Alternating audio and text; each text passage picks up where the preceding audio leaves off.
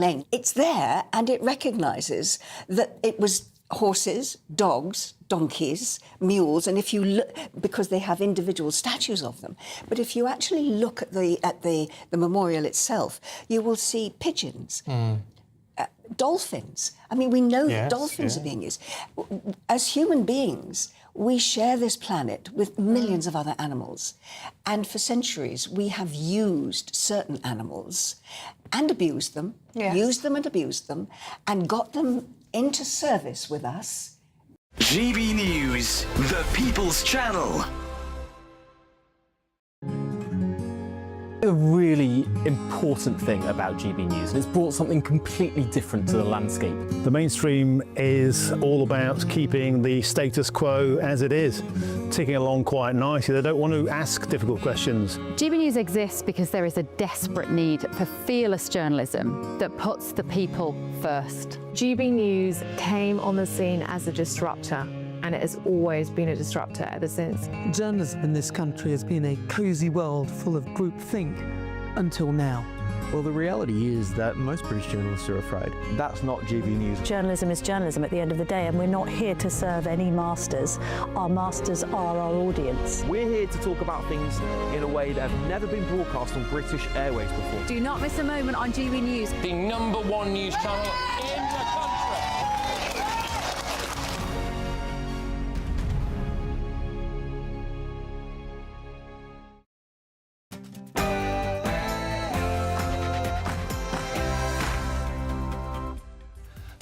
Very good afternoon to you. It's 3 p.m. and welcome to the Martin Daubney Show here on GB News. We're broadcasting for you live across the UK, all the very latest news, debate and analysis all the way through until 6 p.m. Here's what's coming up on today's action-packed show. Yet more fallout from the budget of doom yesterday as the Chancellor insists that a £30 billion tax rise is the absolute minimum. While Labour MPs call it responsible economics, opponents say it's an assault on aspiration. We'll break down the backlash and what it means for your purse and your wallet. Now, do you remember when the Labour Party promised to end asylum hotels? We need to close all asylum hotels, and we need to do so for good. But expensive asylum hotels will be closed. To bring the number of hotels down, to end the use of hotels. Well, you'll never guess what. Shock new figures out today have shown a 13% boom in asylum seekers in taxpayer-funded hotels, with over 36,000 now enjoying a VIP treatment in Hotel Britannia. Have the lunatics finally taken over our asylum system? The number of people who left the UK last year rocketed to an all-time high, with a record 693,000 fleeing Britain. We had a record Boris wave on the way in. Is this evidence of a record Keir wave on the way out? And Rachel Reeves handed out a £3 billion child benefit bonanza yesterday. Well, exclusive analysis by GBNews shows that Pakistanis and Bangladeshis are almost 3 times more likely than white Brits to receive this new handout. I'll reveal the astonishing costs on today's show. And the BBC's new 3-part Empire documentary has been slammed by critics as relentlessly negative and biased. Authored by celebrity traitor David Olusoga, is this yet more proof of anti-British BBC bias, and does it add fuel to the fire that we should be scrapping the BBC licence fee? And that's all coming up in your next hour.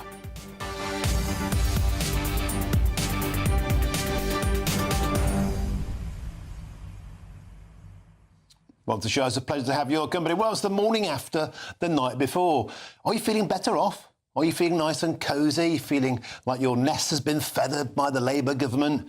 Or are you living in the real world where almost everybody, apart from those on benefits and those who work directly for the Labour Party or its media, scratching their heads and going, hang on a minute, I feel much worse off than I did yesterday. We were told that things can only get better. We were told after 14 years of Tory chaos, after blaming Brexit, Liz Truss, anything but themselves, we were turning a corner. Do you feel better off today, or is it the same old baloney?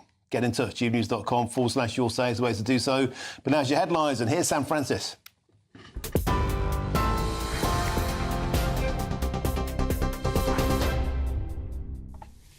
Martin, thank you, and a very good afternoon to you. 3 minutes past 3. Well, the top story this hour. Police now say the shooting near the White House was a targeted terror attack. The suspect has been identified as a 29-year-old Rapnala Nakwanal, an an Afghan national who entered under an American asylum system and officials say drove across the country to carry out the ambush.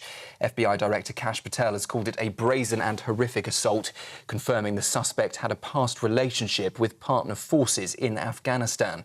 He allegedly rounded a corner last night, raised a gun and shot 2 National Guard members, both now out of surgery, but we understand are still in a critical condition. Lakanwal was shot 4 times and is in custody in hospital. US Attorney Jeannie Piero says he faces attempted murder charges, which will become first-degree murder if the victims do not survive. President Trump says the attacker will pay the steepest possible price. Here, meanwhile, Sir Keir Starmer is defending the government's tax-rising budget, insisting it will help lift hundreds of thousands of children out of poverty. Rachel Reeves has frozen income tax thresholds until 2031, meaning millions will pay more as wages rise, with new taxes coming on electric cars, high-value homes and on pension contributions. But alongside that, the 2-child benefit cap is being scrapped. It's a move that the Prime Minister says tackles what he calls the abhorrence of child poverty and helps secure long-term growth, even though forecasts were downgraded. That money is going to protect our NHS, which will be a huge concern of theirs, to make sure that when they and their families need it, I hope they don't over Christmas, but when they do, that it is protected for them. It's going into our schools to make sure every child can go as far as their talent will take them on. I know for your viewers that'll be really important, but also it's going into the measures that we're taking to drive down the cost of living. We've frozen rail fares, frozen prescription charges, and now, yesterday, we announced £150 on average off all energy bills right across the country. For many of your viewers, that'll be welcome news because it's one of the bills they worry most about. Well, earlier, Rachel Reeves told us that her budget is fair and necessary and insists it doesn't break any of Labour's election pledges. I did have to increase taxes yesterday, but I've kept them to an absolute minimum on ordinary working people, freezing those thresholds for an additional 3 years from 2028. So more money in people's pockets, whether those are working families or indeed pensioners. However, the Shadow Chancellor Mel Stride, well, he disagrees. What has happened in this budget is just a second instalment of the disaster that we had in the first budget in the autumn of last year. Huge tax increases on hard-working people, whilst at the same time giving in to the pressures from their own backbenchers in the Labour Party and putting up benefits. That is not the way to get growth going. And in fact, in the OBR's numbers, you can see growth being damaged throughout the period compared to the forecast in the spring, unemployment going up every single year compared to the last forecast, and real living standards actually declining compared to last spring as a consequence of the choices that the government's taken. Well, let's just bring you some breaking news coming to us that police have made a new arrest in the Heaton Park Synagogue terror attack. We understand a 31-year-old man has been detained at Manchester Airport today after arriving on an inbound flight. He has been arrested on suspicion of commission, preparation and the instigation of terrorism offences. It means he is now the 7th person held over that attack on the Heaton Park Hebrew congregation back in October, when Jihad al-Shami drove into the synagogue gates before going on to stab worshippers while wearing a fake suicide vest. We, of course, know that Melvin Kravitz and Adrian Dolby were sadly killed, 3 others seriously injured in that attack. So that latest line just coming into us, that the 7th arrest in that investigation into the incident at Heaton Park Synagogue, the terror attack, has been made today. And just before I hand you back to Martin in Westminster, let's bring you an update on the situation in Hong Kong. The death toll continuing to rise today. Now we know 71, I believe, fatalities. 75, in fact, I can confirm, people have now died in that fire. And nearly 300 still unaccounted for after the massive blaze tore through a high-rise public housing complex in Tai Po. The blaze engulfed 7 of the 8 towers at the Wang Fuk Court, a development home of more than 4,600 residents. Attention is shifting to how the disaster was allowed to happen. Police say mesh panels and plastic sheeting wrapped around the building were not fireproof. 3 construction executives have now been arrested on suspicion of manslaughter as investigators probe whether substandard materials and even possible corruption may have fused what is one of Hong Kong's deadliest fires in decades. Those are the headlines. I'll be back with you shortly. First, though, let's take a look at the markets. Cheers Britannia Wine Club proudly sponsors the GBNews Financial Report. 8 minutes past 3 here are the markets for you. The pound will buy you $1.3237 and €1.1424 euros. The price of gold is £3,138.72 per ounce, and the FTSE 100 is at 9,679 points. Cheers Britannia Wine Club proudly sponsors the GBNews Financial Report.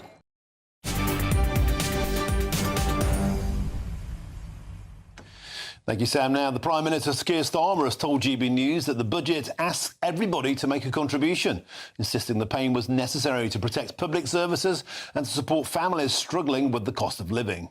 That money is going to protect our NHS, which will be a huge concern of theirs, to make sure that when they and their families need it, I hope they don't over Christmas, but when they do, that it is protected for them. It's going into our schools to make sure every child can go as far as their talent will take them on. I know for your viewers that'll be really important, but also it's going into the measures that we're taking to drive down the cost of living. We've frozen rail fares, frozen prescription charges, and now, yesterday, we announced £150 on average off all energy bills right across the country. For many of your viewers, that'll be welcome news because it's one of the bills they worry most about.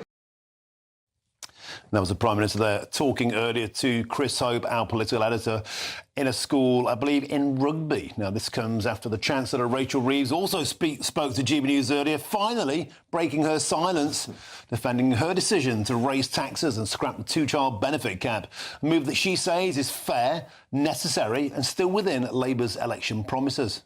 I did have to increase taxes yesterday, but I've kept them to an absolute minimum on ordinary working people, freezing those thresholds for an additional 3 years from 2028. So more money in people's pockets, whether those are working families or indeed pensioners. Well, that was Rachel Reeves. I'm joined now in the studio by GB News' political editor, Christopher Hope. Chris, welcome back to the show. When you and I last parted company yesterday, you were utterly incandescent. I've never seen you so angry because Rachel Reeves refused to take your question yesterday and the previous time. And as I understand it, they also decided to pull the plug on appearing on GB News this morning. Clearly, they either watched the show or saw the clip which had 500,000 views. They did a U-turn. The Chancellor did appear and you spoke with the Prime Minister earlier on today in Rugby. What's the mood in the camp? Because nobody else in Britain seems to think that this was anywhere near approaching a decent budget. Yeah, Martin, I've been in Rugby this morning with the Prime Minister and, in fact, Rachel Reeves, the Chancellor, and Ed Miliband, the Climate Change Secretary. I spoke to Keir Starmer. He was meeting in a community centre with other, mainly, older, middle-aged and pensioners. It did seem, you might find it surprising, it seemed a very buoyant mood. I think they felt, amongst that key team of the top of the government, that they were delivering for the people they want to help. Now, that you may not agree with that, but that's how they feel. They feel we are finally doing something with the Labour policies. They have literally taken money from working people and giving it to people who they want to prioritise, whether it's 25,000 people, children benefiting from the lifting of the 2-child benefit cap, or it's getting money to the NHS or to schools or public services. They feel this is a Labour budget. It's almost back to the old days of literally tax and literally spend. But the Chancellor, of course, told last November in the budget, she said this: I've come to the conclusion that extending the threshold freeze would hurt working people. Yeah. She's done exactly that. She's extended it for 3 years. That is literally hurting working people by the Chancellor's own definition of what she was doing. She had nothing to say on that. In fact, I raised the issue there with Sir Keir Starmer. You're taking money from working people and giving it to people those on benefits. He said, no, we're not, in terms of going to the NHS and so forth. But it is the case, I think, that 4 in 10 of those receiving on benefits are not working. So 4 in 10 of the group receiving it are not working. So you can say that. It's being called a budget for the shirkers and not for the workers. You know, yesterday we detailed 9 million extra being dragged into higher tax brackets, an increase of 8.3 billion in additional tax. And some of the nurses who were behind Rachel Reeves yesterday will be paying higher tax. A lot of people who previously didn't think anything near themselves as high-rate taxpayers suddenly are. Martin, it's 8 billion in year one. It's 12 billion by year 3 because inflation goes up and it pulls more and more people into it. And the nurses we met yesterday, some of those, they are paying high rate of tax. In the old days, that never happened. The higher rate of tax was for sort of middle managers and above. It was people on a significant wage compared to the average wage. That isn't the case anymore. If you step back, what's happening here? I think simply that we have to pay the bill from the COVID pandemic. We have to pay the bill from the energy shock. We spent £500 billion in 3 years. The result is this, but Labour aren't saying that, and we have to cover the cost of that pandemic. But they told us it was all fully costed. They did, and they came into power. They weren't clear when spiralled out of control. They weren't clear when they got in, and they said we won't increase the three top taxes. We now know that means headline rate, i.e. the rates, but below the line, thresholds, national insurance for employers last year and elsewhere, that's how they'll do it. OK, well, let's get to my next guest now. I'm joined by the Labour Party MP for Hendon, and that's David Pinto-Dejinski. David, always a pleasure to have your company. It's the morning after the night before. It seems that practically everybody in Christendom thinks it's been a terrible budget, apart from those on benefits and those perhaps who work directly for the Labour Party. Nobody seems to be a winner in this budget. And I want to talk to you about financial competence and believability. I'm sad. I've been through your manifesto. It pledged $8.5 billion of tax rises before non-dom private school raids, North Sea. That's gone up to $66 billion in tax raids in 2 budgets. David, is Diane Abbott still in charge of the abacus? Sorry, so Martin, as I say, it's always a pleasure to be on, and we always occasionally spar. And I think, but the starting point for any conversation about the budget must be one simple fact, and it's right there in black and white in the budget. I forget which page it's on, but you can go and look it up. I tweeted it this morning. 90% of households, 9 in 10, will benefit from this budget. Right, so that's virtually all of your listeners will benefit, and we know that whether it's the £150 off of fuel bills, whether it's the rail freeze for the first time in 30 years. I mean, that was the year the Frappuccino was invented. Blur was still in the charts. It's the first time a government's done that in over a generation. Frappuccinos as well. Sorry, whether it's the freeze on prescription charges or bus fares, it's real help to help families, alongside real help to make sure that we continue to cut waiting lists with over 250 neighbourhood hubs. Now, you also mentioned welfare, but let me take that on directly, because the first thing I'd say 3 things. The first thing is, as you pointed out, 75% of poor children live in working families. So most of the people receiving that money are working. Point 1. Point 2 is that's being paid for by cutting down on fraud that ran out of control under the Conservatives and through the gambling tax. But the third thing is we are reforming welfare. We inherited a system that wasn't even, that the Conservatives didn't even fail to reform, that they created, that gave people Mercedes, that failed to do face-to-face interviews, that failed a million young people. You need to also answer questions.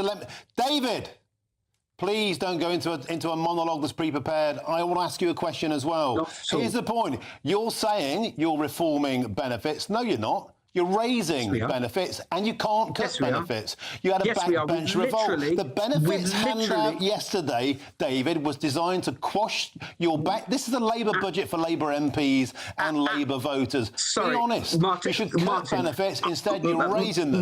Martin, we literally, in the budget, got rid of the Tory luxury car benefit, where they were leaving out children but offering luxury cars, Mercedes and BMWs to people. Because of our action, that's gone, right? That's good. Under the Tories, right, they had no face-to-face interviews for benefits, right? They dropped by 90%, right? We're bringing them back. Under the Tories, right? They left almost 1 million young people on the scrap heap. And it's these people that are driving so much of the welfare bill. Well, we announced in that budget our youth guarantee, 820 million to get those people back to work. So we are reforming welfare, and that's a huge change. You gave out £15 billion extra welfare yesterday. There was a benefits giveaway, a bonanza. You can massage it all you like. The benefits bill is going through the roof. This is from the OBR report yesterday, Dave. You might think it's a good idea. I think it's terrible. The OBR forecast for the welfare bill will rise over the next 5 years by £73.2 billion per year to £406.2 billion. That's the welfare budget. What parallel universe are you saying? Were you saying you're cutting benefits? It's there in your own budget. Look, we are reforming welfare, and we're determined to get people back into work. But look, also, we are trying to make sure that, as I say, we help working families, but we also get the national debt under control, because this is the other really critical thing. At the moment, we are paying £1 in 10, £1 in 10 that is raised in taxes to pay for our national debt. That is money that should be going to our public services. That is money that should be, going to help families. We're absolutely determined to change that, and that's why this budget will bring down borrowing every year of the budget and bring it down across the cycle, because we cannot be mortgaging our children's futures that way. David, you promised repeatedly before the election and after the election not to raise taxes on working people. You can window dress it all you like. The fact of the matter is that was a lie. £8.3 billion of extra tax rises. Hear me out. £8.3 billion of extra tax rises on working people versus a £15 billion benefits bonanza. 9 million more people now will be paying higher tax brackets under the Labour Party than before. 780,000 dragged into tax for the first time. Almost 1 million dragged into higher rate tax for the first time, including NHS nurses. That is a complete misrepresentation of what you promised before the election and since. You've told bare-faced lies. No, absolutely not. We've stuck to our manifesto commitments, but as Rachel said, we have been honest about the fact we are asking everyone to contribute, although we are focusing mostly on those with the broader shoulders. But the other point I would make on this is a lot of the tax impact you're talking about. I'm sorry. A lot of the tax impact you're talking about actually was brought in by the Tories. They froze the personal allowance for 7 years. They've extended it for 3 years. So yes, you've taken a Tory policy and done it for 3 more years. And we've taken those decisions, and I believe they're the right decisions, so that we can cut the cost of living, so that we can cut waiting lists, and so that we can cut the national debt. How are you cutting the cost of living? By bunging 9 million people extra into higher tax brackets. As I said, this is like the moon's made of cheese territory. No, it's really not. And nine households out of 10 will see a positive benefit from this budget, and that's in the budget, Mark. And I'd suggest you go and look it up. And the reality is, we are cutting. You might get a cheaper rail fare, but you'll also be paying more in tax. Then you know very well the graph, right? And we're cutting fuel bills. We're cutting rail fares. Cutting fuel bills, freezing rail fares, freezing prescription charges, freezing bus fares. We're bringing in 5.2 million extra appointments. We promised 2 million. We're delivering 5.2 million through 250 extra neighbourhood hubs. And we are bringing down the national debt. We're bringing down borrowing, because that is the thing that will secure our nation's future. OK, David Pinto-Dejinski, once again, a wonderful spirited exchange. I enjoy them very much. Thanks for joining us on the show. Always an absolute pleasure. Well, there's only a few weeks left to go until Christmas, and time is running out for you to enjoy it all on us. After that budget, you might need a giveaway or two. Here's the details that you need to enter. There's just 28 days until Christmas, and it's the final week to see how you can enjoy it on us. That's £30,000 in tax-free cash to make 2026 fantastic. A further £10,000 cash to spend on gifts for all the family, the tree and decorations. £1,000 in vouchers to buy a slap-up Christmas lunch at your favourite supermarket. And finally, a GB News Christmas goodie bag. Plus, we're going to get it all to you in time for that big day. For another chance to win, text WIN to 63225. One entry costs £2.50 plus one standard network rate message. Or text BONUS to 63225. 5 entries cost £5 plus one standard network rate message. Go to gbnews.com/win. Entries start at £2.50. Call 0903 686 3232. Calls cost £2.50 plus your network access charge. Or post your name and number to GB17 PO Box 8690 Derby DE1 9TT. UK only. Entrance must be 18 or over. Lines close at 4 p.m. on the 28th of November. The winner may be contacted live on GB News, week commencing the 8th of December. Please check the closing time if listening or watching on demand. Good luck. Coming next, shock new figures show a 13% boom in asylum seekers in taxpayer-funded hotels, with more than 36,000 now in Hotel Britannia, where the food is free, the heating's always on, and it's paid for by you, the Great British taxpayer. This is GB News, Britain's news channel.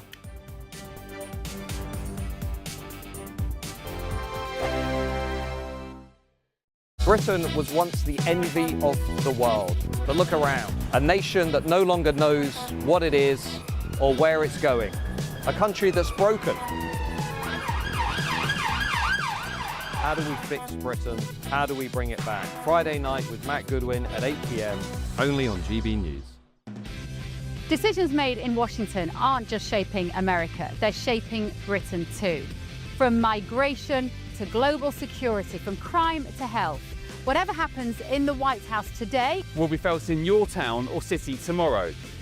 That's why The Late Show is live from Washington, D.C. Cutting through the politics to show you what it all means for Britain. The Late Show live every night at midnight. Only on GB News, Britain's news channel. No matter the state it's in, this is our nation. Join me, Jacob Rees-Mogg, for a genuine, honest discussion on where we have been, where we are going, and where we are with the people who set the direction. Tune in to State of the Nation every Monday to Thursday, 8 to 9 o'clock. Only on GB News. Britain deserves a newsroom that puts the facts and your voice first. Well, and that's what you get on GB News. Lively debates, lively conversation. And we're not afraid to hold power to account. And each other. So join me, Andrew Pierce. And me, Miriam Gates, for Britain's Newsroom, weekdays from 9:30 on GB News. Bold. They are under no illusion. Ray. Are you a human trafficker? Boundless. I've had enough of the nonsense, and I'm not afraid to say it. Don't get us on the BBC. Every weeknight, I tear through the headlines. The smell of gasoline. Should we be worried about it? From Westminster madness to cultural war chaos. What I'm going to do now is they are throwing things up the car as we speak. Get ready, Britain. Here we go. Patrick Christie's tonight, weeknights from 9 p.m. only on GB News, Britain's news channel. Mornings don't have to be tiresome, especially if you have the right company. Wake up to news as it happens, opinion and debate, and of course, a little bit of entertainment too. Because when the kettle's on, we're on. That's Breakfast on GB News, a show worth waking up for. Every morning from 6 a.m. Only on the People's Channel, Britain's news channel. We'll spread the news, you spread the word. Hi, I'm Michelle Dewberry, and my show is your opportunity to cut through all the noise and dive in headfirst to some robust debates. Ideas clash. Situation, isn't it? No, Because the failure is- you're the failure is- deliberately avoiding my point. Nothing's held back, And if you think this is the end of it, wait for more. and we do not shy away from the difficult stuff. Sometimes I want to shake people and say, if only you understood. So join me on Dubes & Co. weeknights at 6 p.m. only on GB News, Britain's news channel.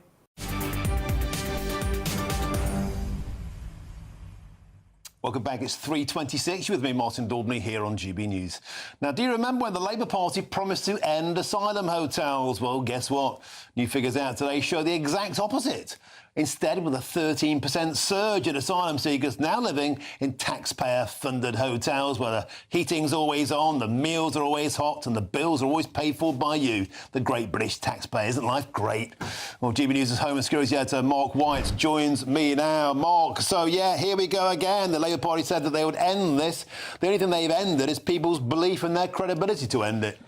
Yeah, I mean, when we started the summer 6 months ago, it was 32 1,000 people in hotels across the country. That's increased to more than 36,000 in the 6 months since. The government says it's still committed to ending the use of asylum hotels, that they are looking at putting increasing numbers of these small boat migrants into former military barracks. And we know, of course, they're putting them into HMOs around the country, which is also in itself very controversial as well, Martin. But they came up against the reality on the ground or in the water, and that is that when you have a good run of good weather, you get very significant numbers coming across the channel, whatever Sir Keir Starmer and his government might tell us about their efforts to smash the gangs. This year we've seen we're only 700 away from passing 40,000 for the year so far, and that's a good 2 and a bit thousand over those who arrived in the whole of last year. So they're still continuing to come, and while they come, Martin, they need to be accommodated. Mark, while I found it fascinating yesterday listening into the budget live and all the reaction afterwards, there's barely any mention whatsoever of immigration, nothing at all. What we did learn, though, is that £1.8 billion of the Home Office budget has been earmarked for digital ID cards. They seem to be going headlong down the route that that's the only way of controlling this. Nothing at all about freezing benefits or stopping any of the payments for those coming to the country illegally. And Mark White, something else that leapt out of the data to me today was what appears to be, Zia Youssef from the Reform Party has said, a 100-year record of those leaving Britain. 693,000 left the Britain. Is this evidence we've heard about the Boris wave on the way in? Might this be a Keir wave on the way out? Well, I think it might be just a little bit too soon, because obviously you are looking at a year previously in terms of these figures, but you're absolutely right to point out the increase in the numbers leaving the country. Over the last couple of years, that's been an increase of 150,000. So clearly, without that exodus, add that to the 202,000 or 204,000 that we have at the moment, and you're talking 350,000 again. So at the moment, while there are more leaving the country, from the government's point of view, they can argue that the figures are looking good in terms of net migration. But are they really that good? 204,000 odd is still bigger than Middlesbrough, bigger than Oxford, bigger than Cambridge. It's equivalent to a city the size of Derby. And that's far beyond what David Cameron promised for year after year, that we would get net migration down to the tens of thousands, because we have been so used to these absolutely astronomical net migration figures that at its peak, pushed almost 1 million. People look at 200,000 and they think, oh, well, that's not bad. Yeah. It's a very significant number of people. You're absolutely right. I mean, that's also a Rochdale or a Gateshead. Sizable towns were led to believe, oh, that's great. Happy days. We've got this under control. It's only an extra town every year. What are you complaining about? Yeah, I mean, listen, in terms of where we go from here, I think we've got the government's policy that they say they're bringing through to curb migration numbers again, to make it that bit harder to come to the country. Obviously, as an asylum seeker, it shouldn't be assumed that you will get permanent residency, etc. They believe that will take that figure down a little bit further, but it will then depend, as I say, on how many people are leaving the country. And although at the moment there's no real indication of massive numbers of Brits, last year it was 252,000 Brits, about 36% of the total who emigrated from the UK. That might well change. As things begin to bite, as people decide for whatever reason that they want to seek a new life elsewhere in the world. And if very significant numbers leave this country, then that net migration, because this is the way it works, will be much higher next time round. And also within that data, there's always the quality of migration. If you're having high earners, millionaires, our best talent fleeing the country and a lot of low-skilled immigration coming in, that is a double whammy. Fascinating as ever. Mark White, best in the business. Thanks very much for joining us on the show again today. Absolute pleasure. Now, moving on, this Christmas we are putting on a really, really exciting and special event, and we want lots of you there too. On Saturday the 13th of December, you're invited to join the GB News family for our Carols by Candlelight concert. It's going to be absolutely magnificent, and for your chance to be with us, you can apply for tickets by scanning the QR code on your screen right now, or by going to gbnews.com/carols. And the concert will be broadcast on Christmas Eve, and I, for one, will be blubbing like a child. Please come and join us.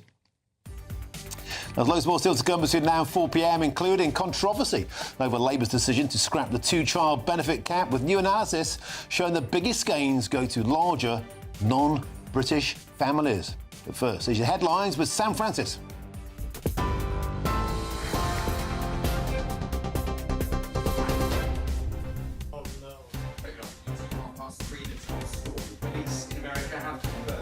Just yards from the White House was a targeted terror attack. Officials have named the suspect as 29-year-old Ramanullah Lakhwanal, an Afghan national who entered on a US asylum scheme and they say drove across the country to carry out the ambush. 2 National Guard members are out of surgery but remain in a critical condition. Lakhwanal was shot 4 times and is now in custody. Sir Keir Starmer's defending the tax-raising budget he says will lift hundreds of thousands of children out of poverty. Income tax thresholds will stay frozen until 2031, meaning millions pay more as wages rise, alongside new taxes on EVs, high-value homes and on pensions. The government is scrapping the two-child benefit cap. A second small boat migrant has now been sent back to France under the UK-France returns deal. Officials say the individual, removed in October but back again by small vote in November, has now been returned once more. They won't be counted twice, though. So far, 153 people have been removed under the treaty, while 134 have arrived legally through the in route. Meanwhile, net migration has fallen by almost 2/3 to 204,000, according to new ONS figures. But asylum claims are at a record 110,000, while hotel use is up 2%. And in Hong Kong, a rising death toll after one of the city's deadliest fires in decades. At least 75 people now confirmed dead and nearly 300 missing after flames ripped through 7 tower blocks. Those are the headlines. I'll have a full roundup for you with the news at 4. For all the latest from GB News whilst you're on the go, get the GB News app. Scan the QR code now to download or visit gbnews.com/app.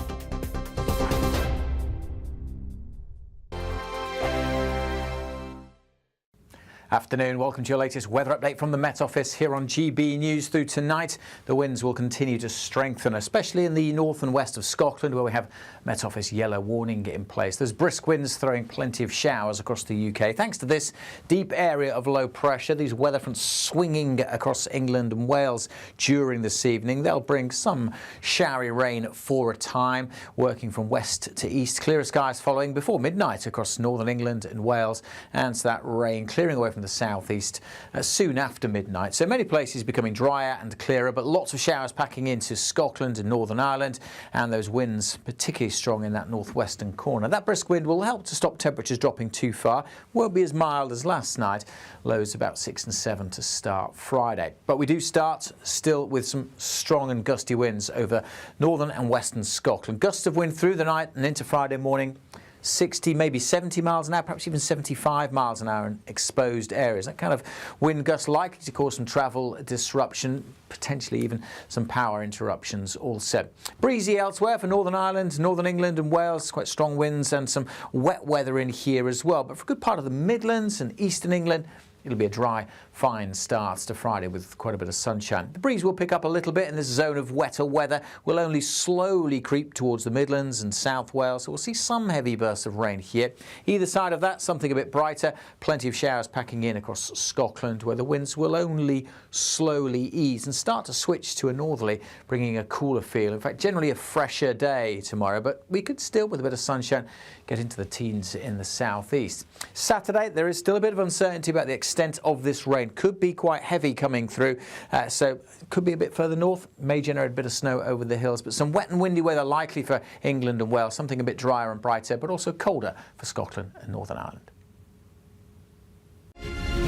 Thank you, Britain, for making us the fastest growing news website in the nation, because the truth matters, and so do you.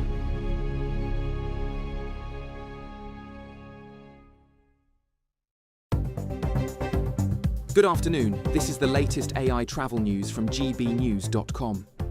The A92 Tay Road Bridge remains off limits to double-decker buses with a speed limit of 30 miles per hour. On the A40 northbound between the Gibraltar Tunnels and Monmouth-Dixton roundabout, a broken-down vehicle causes congestion. In Northamptonshire, drivers on the M1 northbound face delays due to a police incident with only one lane open. Staffordshire's A38 experiences congestion with a 15-minute delay, and on the trains, major disruptions are reported between Rugby, Northampton and London Euston, affecting Avanti West Coast and London North Western railway services. For more travel news, go to gbnews.com.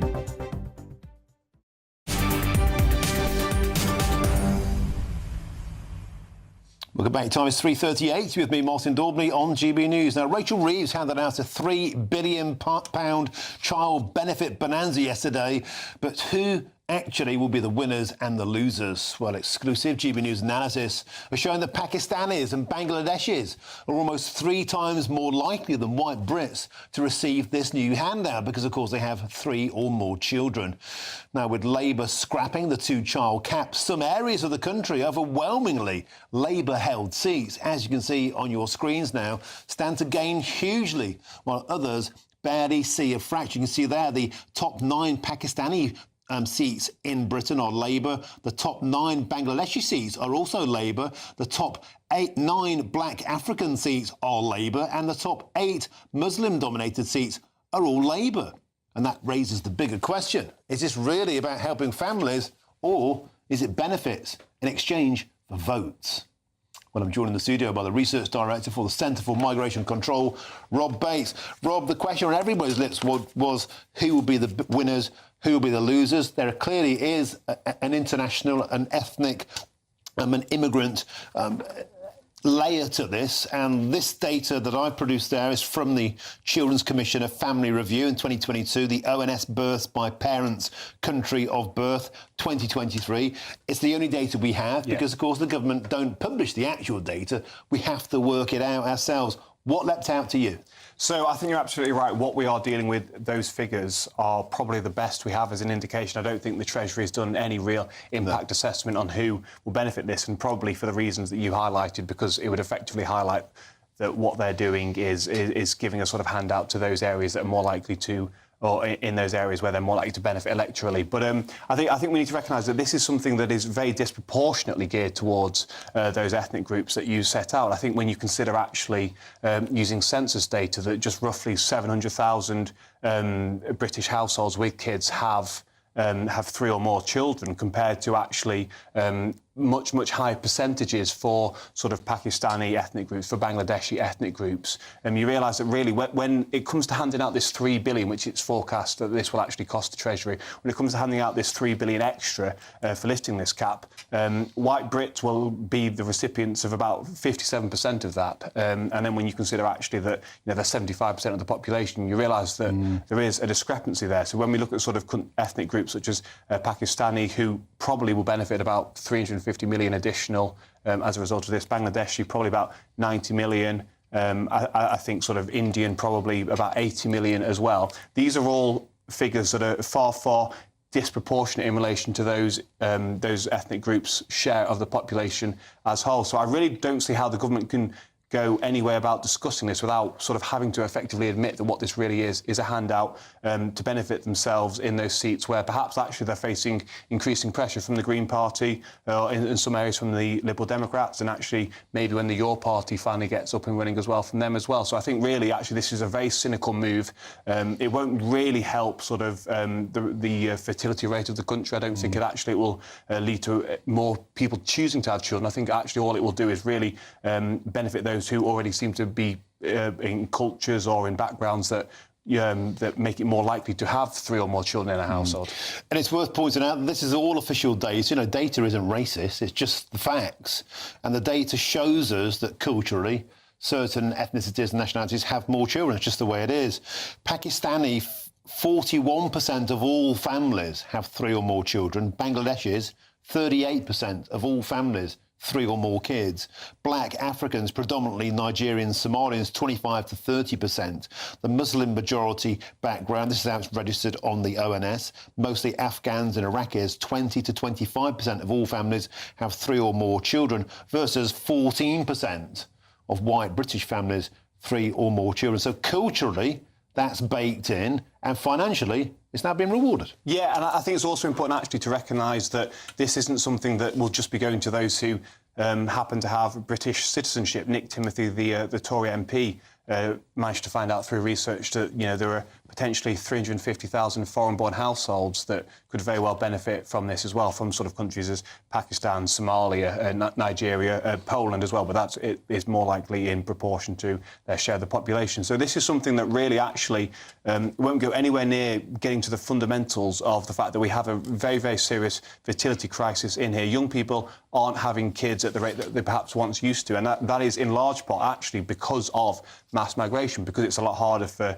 young couples to get that solid foundation where they'd feel comfortable bringing up children. It's a lot harder to get a house. You're being taxed until your sort of eyeballs fall out of your head, effectively. And you know, the whole sort of milieu of where this conversation is going is one that doesn't recognise that we need to start having more children ourselves as a country. And unfortunately, aside from those ethnic groups where there's perhaps more cultural factors at play, the British population as a whole are really, really suffering and really have no incentives actually to go down this route of having more children. OK, Rob Bates, excellent and thought-provoking as ever. Thank you very, very much indeed. Let's continue this conversation now. I'm joined by the author and the commentator, the former Labour Party advisor, Kevin Marr. Kevin, it's a pleasure to have your company as ever. Is it cynical in the extreme to say that what's going on here, as a lot of people are saying, this appears to be Labour voting communities being shoveled big handouts, big benefits wins? Is that a cynical way of looking at it?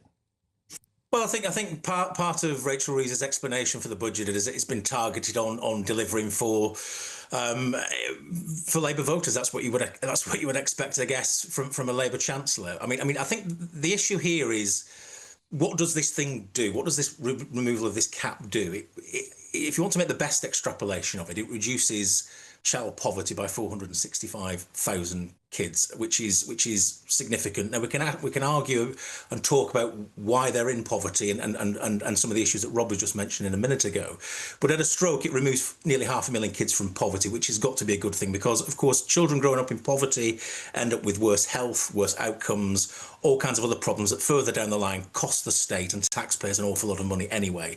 And putting the money in the hands, hopefully, of mothers and putting it in their purses, they spend the money as well, so it helps to generate economic growth and there's a multiplier effect. So those are the positives. Now the question is, and this was I think the point that Rob was talking about a minute ago, and it's on the slides that you just showed a minute ago, is who benefits from this, and what are the circumstances in which these children are in poverty in large families in the first place. And clearly there is a dimension here where people from minority ethnic backgrounds are having larger families and are not able to bring them up through the wage generating capacity of the parents. Now, if we've got a situation in this country where 1 million people don't even speak English, then they're never going to work. And that's not acceptable, because the problem that Rachel Reeves will continue to grapple with, and the Labour government will continue to grapple with, is our social security system.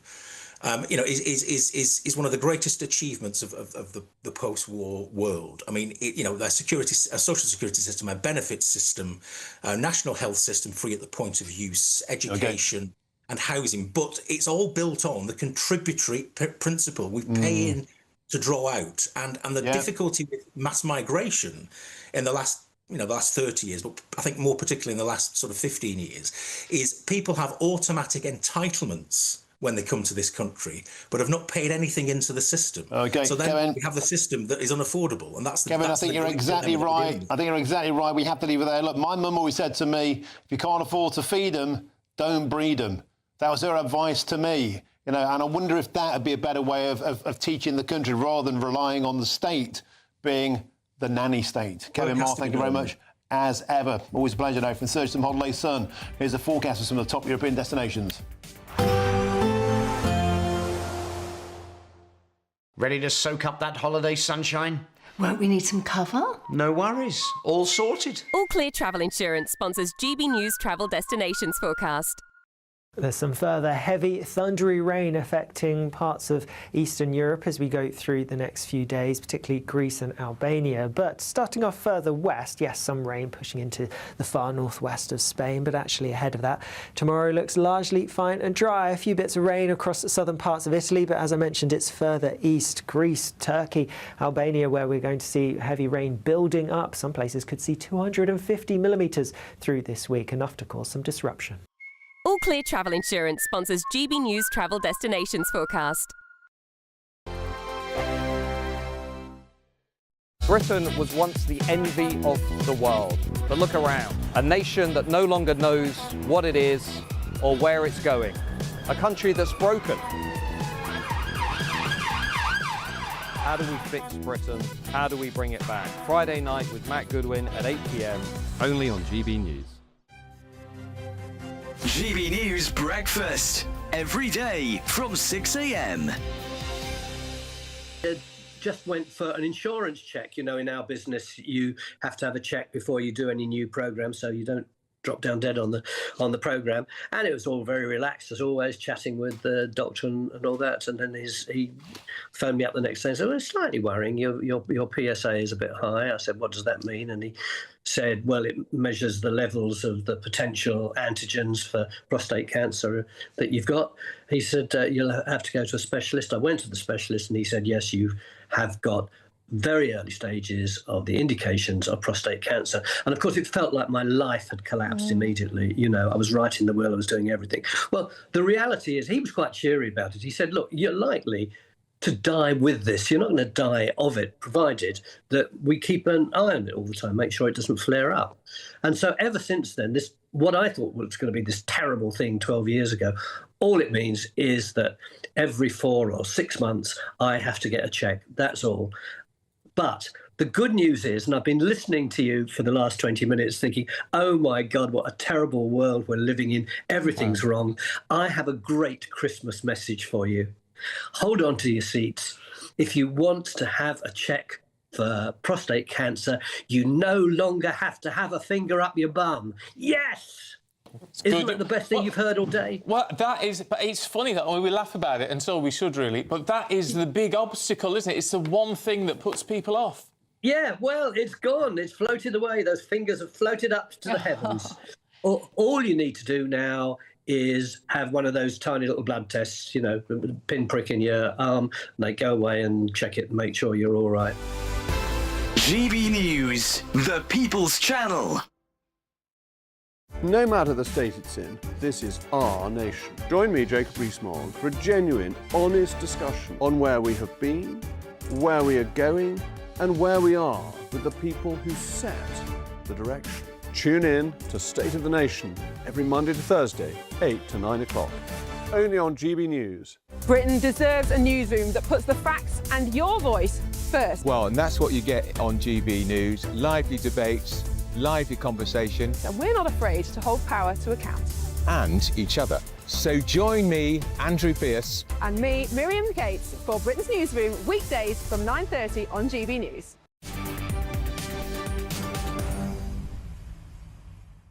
Welcome back, 3:51, Martin Daubney, GB News. Now, the BBC is under fire once again. This time, it's been accused of pushing a relentlessly negative and morally self-righteous view of the British Empire in its new documentary series. Now, historians say the programme focuses on slavery while ignoring Britain's wider global impact. And joining me now in the studio is the historian and broadcaster Rafe Hadel-Manku. Rafe, colour me shocked. The BBC has made a documentary about the Empire where Britain's made out to look terrible.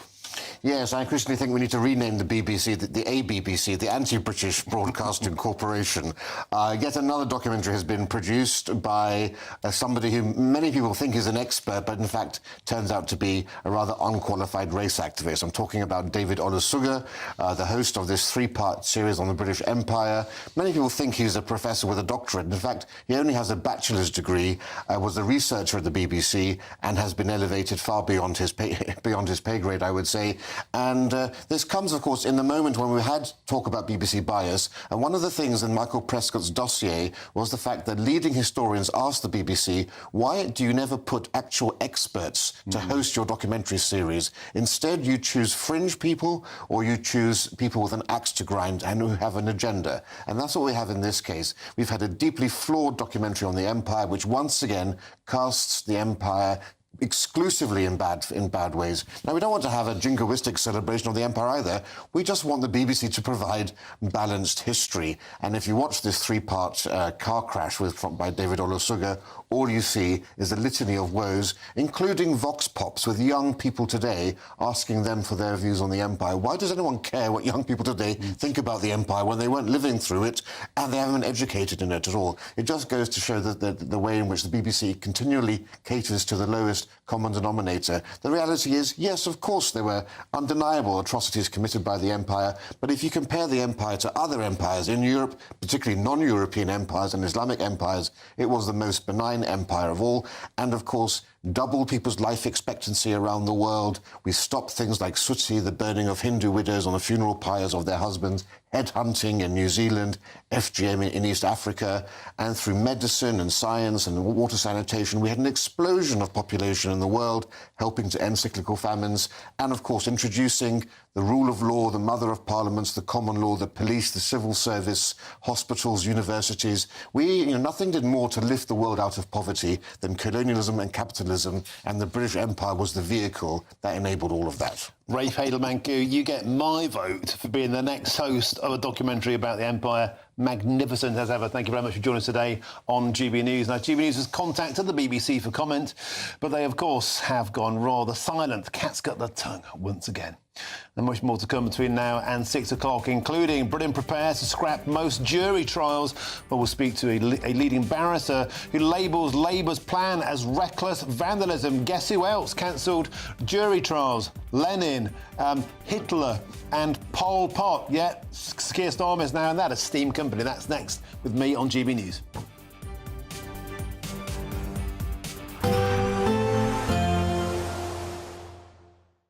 Expect warm spells with the odd rude interruption. Boxed Boilers sponsors the weather on GB News. Afternoon, welcome to your latest weather update from the Met Office here on GB News. Through tonight, the winds will continue to strengthen, especially in the north and west of Scotland, where we have Met Office yellow warning in place. There's brisk winds throwing plenty of showers across the UK. Thanks to this deep area of low pressure, these weather fronts swinging across England and Wales during this evening. They'll bring some showery rain for a time, working from west to east. Clearer skies following before midnight across northern England and Wales, and so that rain clearing away from the southeast soon after midnight. So many places becoming drier and clearer, but lots of showers packing into Scotland and Northern Ireland, and those winds particularly strong in that northwestern corner. That brisk wind will help to stop temperatures dropping too far. Won't be as mild as last night. Lows about 6 and 7 to start Friday. But we do start still with some strong and gusty winds over northern and western Scotland. Gusts of wind through the night and into Friday morning. 60, maybe 70 miles an hour, perhaps even 75 miles an hour in exposed areas. That kind of wind gust likely to cause some travel disruption, potentially even some power interruptions also. Breezy elsewhere for Northern Ireland, Northern England and Wales, quite strong winds and some wet weather in here as well. But for a good part of the Midlands and Eastern England, it'll be a dry, fine start to Friday with quite a bit of sunshine. The breeze will pick up a little bit, and this zone of wetter weather will only slowly creep towards the Midlands and South Wales, so we'll see some heavy bursts of rain here. Either side of that, something a bit brighter, plenty of showers packing in across Scotland, where the winds will only slowly ease and start to switch to a northerly, bringing a cooler feel. In fact, generally a fresher day tomorrow, but we could still, with a bit of sunshine, get into the teens in the southeast. Saturday, there is still a bit of uncertainty about the extent extent of this rain. Could be quite heavy coming through, so could be a bit further north, may generate a bit of snow over the hills, but some wet and windy weather likely for England and Wales, something a bit drier and brighter, but also colder for Scotland and Northern Ireland. Expect warm spells with the odd rude interruption. Box Boilers sponsors the weather on GB News. Thank you, Britain, for our more than 2 million YouTube subscribers and more than 2 billion views. That is Britain watching, sharing and making its voice heard louder than ever before. Good afternoon, this is the latest AI travel news from GBNews.com. Drivers on the A40 Tay Road Bridge should exercise caution due to high winds and a speed limit of 30 miles per hour. Delays on the A40 northbound from Gibraltar Tunnels to Monmouth-Dixton roundabout are due to a broken down vehicle. 2 lanes are closed on the M1 southbound in Wakefield between Junction 40 and Junction 39 following a collision. Near Warrington, on the M6 northbound, 1 lane is closed due to a broken down vehicle between junctions 21 and 21A. And on the trains, major disruption is reported between Rugby and Northampton and London Euston. For more travel news, go to gbnews.com. It's the final week to see how you can enjoy Christmas on us. First, we'll give you an incredible £30,000 in tax-free cash. Then we'll give you a further £10,000 cash to spend on all your Christmas presents, even the tree. Christmas lunch, that's on us too, with £1,000 in shopping vouchers to spend at your favourite supermarket. Finally, a GB News Christmas goodie bag. For another chance to win, text WIN to 63225. One entry costs £2.50 plus 1 standard network rate message. Or text BONUS to 63225. 5 entries cost £5 plus 1 standard network rate message. Go to gbnews.com/win. Entries start at £2.50. Call 0903 686 3232. Calls cost £2.50 plus your network access charge. Or post your name and number to GB17 PO Box 8690 Derby DE1 9TT. UK only. Entrance must be 18 or over. Lines close at 4 p.m. on the 28th of November. Please check the closing time if listening or watching on demand. Good luck. Exciting news. Every Friday, my Patrick Christie's Tonight Show is going to have a twist to it. We're welcoming some special guests. You. That's right, on Fridays I'm going to be doing my show in front of a live studio audience because this show is about you and what you have to say. It's going to be the same big debates, same big topics, same big opinions, but every Friday night at 9 p.m. you are invited to come on down to Patrick Christie's Tonight to be a part of the action. Only on GB News, the People's Channel, Britain's news channel. Hi, I'm Michelle Dewberry and my show is your opportunity to cut through all the noise and dive in headfirst to some robust debates. Ideas clash. Situation, isn't it? No, because the failure is you're deliberately avoiding my point. Nothing's held back. And if you think this is the end of it, wait for more. And we do not shy away from the difficult stuff. Sometimes I want to shake people and say, if only you understood. So join me on Dubes & Co weeknights at 6 p.m. only on GB News, Britain's news channel.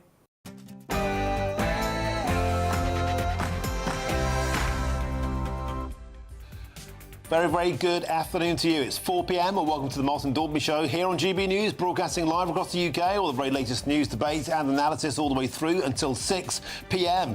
Here's what's coming up on today's show. Yet more fallout from the budget as the Chancellor insists that a £30 billion tax rate is the absolute maximum, and Labour MPs call it responsible economics, saying it's an assault on aspiration. We'll break down the backlash, what it means for your purse and your wallet. Now, do you remember when the Labour Party promised to end asylum hotels? We need to close all asylum hotels, and we need to do so for good. But expensive asylum hotels will be closed. To bring the number of hotels down, to end the use of hotels. Well, you never guess what. Shock new figures out today have shown a 13% boom in asylum seekers in taxpayer-funded hotels, with over 36,000 now enjoying a VIP treatment in Hotel Britannia. Have the lunatics finally taken over our asylum system? And the number of people who fled the UK last year rocketed to an all-time high, with a record 693,000 clearing off out of Britain. We had a record Boris wave on the way in. Is this evidence of a record Kia wave on the way out? And Britain is set to scrap trial by jury, meaning Keir Starmer will now follow in the footsteps of dictators such as Lenin, Saddam Hussein and even Adolf Hitler. On today's show, a barrister will tell me why he thinks Labour are reckless vandals.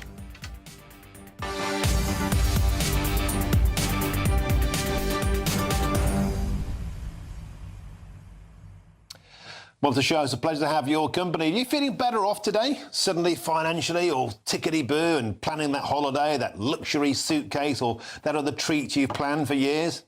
Back in the real world, are you feeling the pinch? Or are you scratching your head? We were promised after 14 years of chaos, do you remember that? Blaming Liz Truss, blaming Brexit, blaming Nigel Farage, blaming Ukraine, blaming the pandemic, blaming anybody but themselves. A lot of people today are suddenly feeling much, much worse off.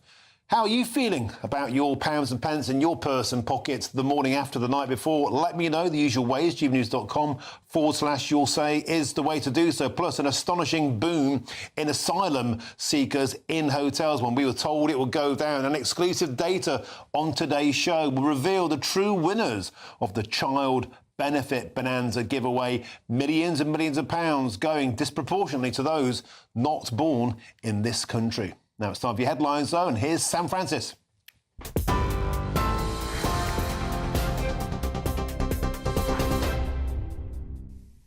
Martin, thank you, and good afternoon to you. 2 minutes past 4.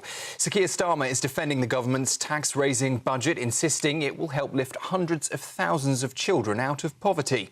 Rachel Reeves has frozen income tax thresholds until 2031, meaning millions will pay more as wages rise, with new taxes also coming on electric cars, high-value homes and pension contributions. But alongside that, the two-child benefit cap is being scrapped. Well, earlier the Chancellor told us here on GB News her budget is fair and necessary and insisted it doesn't break any of Labour's election pledges. I did have to increase taxes yesterday, but I've kept them to an absolute minimum on ordinary working people, freezing those thresholds for an additional 3 years from 2028. So more money in people's pockets, whether those are working families or indeed pensioners. However, Shadow Chancellor Mel Stride, well, he disagrees. What has happened in this budget is just a second instalment of the disaster that we had in the first budget in the autumn of last year. Huge tax increases on hard-working people, whilst at the same time giving in to the pressures from their own backbenchers in the Labour Party and putting up benefits. That is not the way to get growth going. And in fact, in the OBR's numbers, you can see growth being damaged throughout the period compared to the forecast in the spring, unemployment going up every single year compared to the last forecast, and real living standards actually declining compared to last spring as a consequence of the choices that the government's taken. Well, turning to news in America, and we're getting the first images of the two National Guard members ambushed in yesterday's shooting just steps from the White House. 24-year-old Andrew Wolf and 20-year-old Sarah Beckstrom, both now in critical condition in hospital. US officials have also released a photo of the suspect, 29-year-old Rahmanullah Lakhwanal, an Afghan national who previously worked with US forces and the CIA in Afghanistan. That, according to the CIA director, John Ratcliffe, in a press conference earlier. The suspect was shot and detained at the scene and now faces assault-to-kill charges, which prosecutors say will be upgraded to first-degree murder if either of the two victims don't survive. Officials say the motive remains unclear, but the FBI confirms it is now an active and federal terrorism investigation. Well, reacting from Mar-a-Lago in Florida, Donald Trump called the attack an act of terror and said he'll remove foreigners from any country, he says, who does not belong in America. This heinous assault was an act of evil, an act of hatred, and an act of terror. It was a crime against our entire nation. It was a crime against humanity. We must now re-examine every single alien who has entered our country from Afghanistan under Biden, and we must take all necessary measures to ensure the removal of any alien from any country who does not belong here or add benefit to our country. If they can't love our country, we don't want them. Turning back to news here at home, and net migration has fallen by almost 2/3, according to new provisional figures from the Office for National Statistics, dropping from 649,000 to 204,000 in the year to June. The fall is largely down to fewer arrivals on work and study visas, but it comes as asylum claims hit a record high, with 110,000 people applying in the year to September. Hotel use, meanwhile, for asylum seekers, well, that is also up 2% on last year, despite the government's pledge to shut them all by the end of this Parliament. Small boat arrivals, meanwhile, have jumped 53%. Immigration Minister Mike Tapp says those figures today show progress, but insists there is much more to do. This is positive signs. We've come down from that peak of around 944,000 under the last government. That's down to 204,000 net migration. So it's about bringing back that order, that control, and ensuring that legal migration isn't an open door, which is what we saw under the last government, so that British workers aren't being undercut. But we've still got a long way to go, both on legal and illegal migration. Also this hour, a 31-year-old man has been arrested at Manchester Airport on suspicion of commissioning, preparing and instigating terrorism offences following the Heaton Park Synagogue attack. He's now the 7th person detained after Jihad al-Shami drove into the synagogue gates in October before stabbing worshippers while wearing a fake suicide vest. Melvin Kravitz and Adrian Dalby were killed and 3 others seriously injured. Counter-terror police say the victims' families have been updated and their investigation remains very much live. And the rising death toll in Hong Kong, with now at least 75 people confirmed dead, nearly 300 still unaccounted for after a massive fire tore through a high-rise public housing complex. The blaze engulfed 7 of the 8 towers at Wan Fuk Court, a development home to more than 4,600 residents. Attention is now shifting to how the disaster was allowed to happen. Police say mesh panels and plastic sheeting wrapped around the building were not fireproof. 3 construction executives have been arrested on suspicion of manslaughter as investigators probe whether substandard materials and even possible corruption may have fuelled what is one of Hong Kong's deadliest fires in decades. You're up to date just after 4 o'clock. I'll be back with you in half an hour. Next, though, a look at the markets. Cheers Britannia Wine Club proudly sponsors the GBNews financial report. Well, the pound will buy you $1.3237 and €1.1424 euros. The price of gold is £3,138, 72 pence, that's per ounce, and the FTSE 100 is at 9,679 points. Cheers Britannia Wine Club proudly sponsors the GBNews financial report.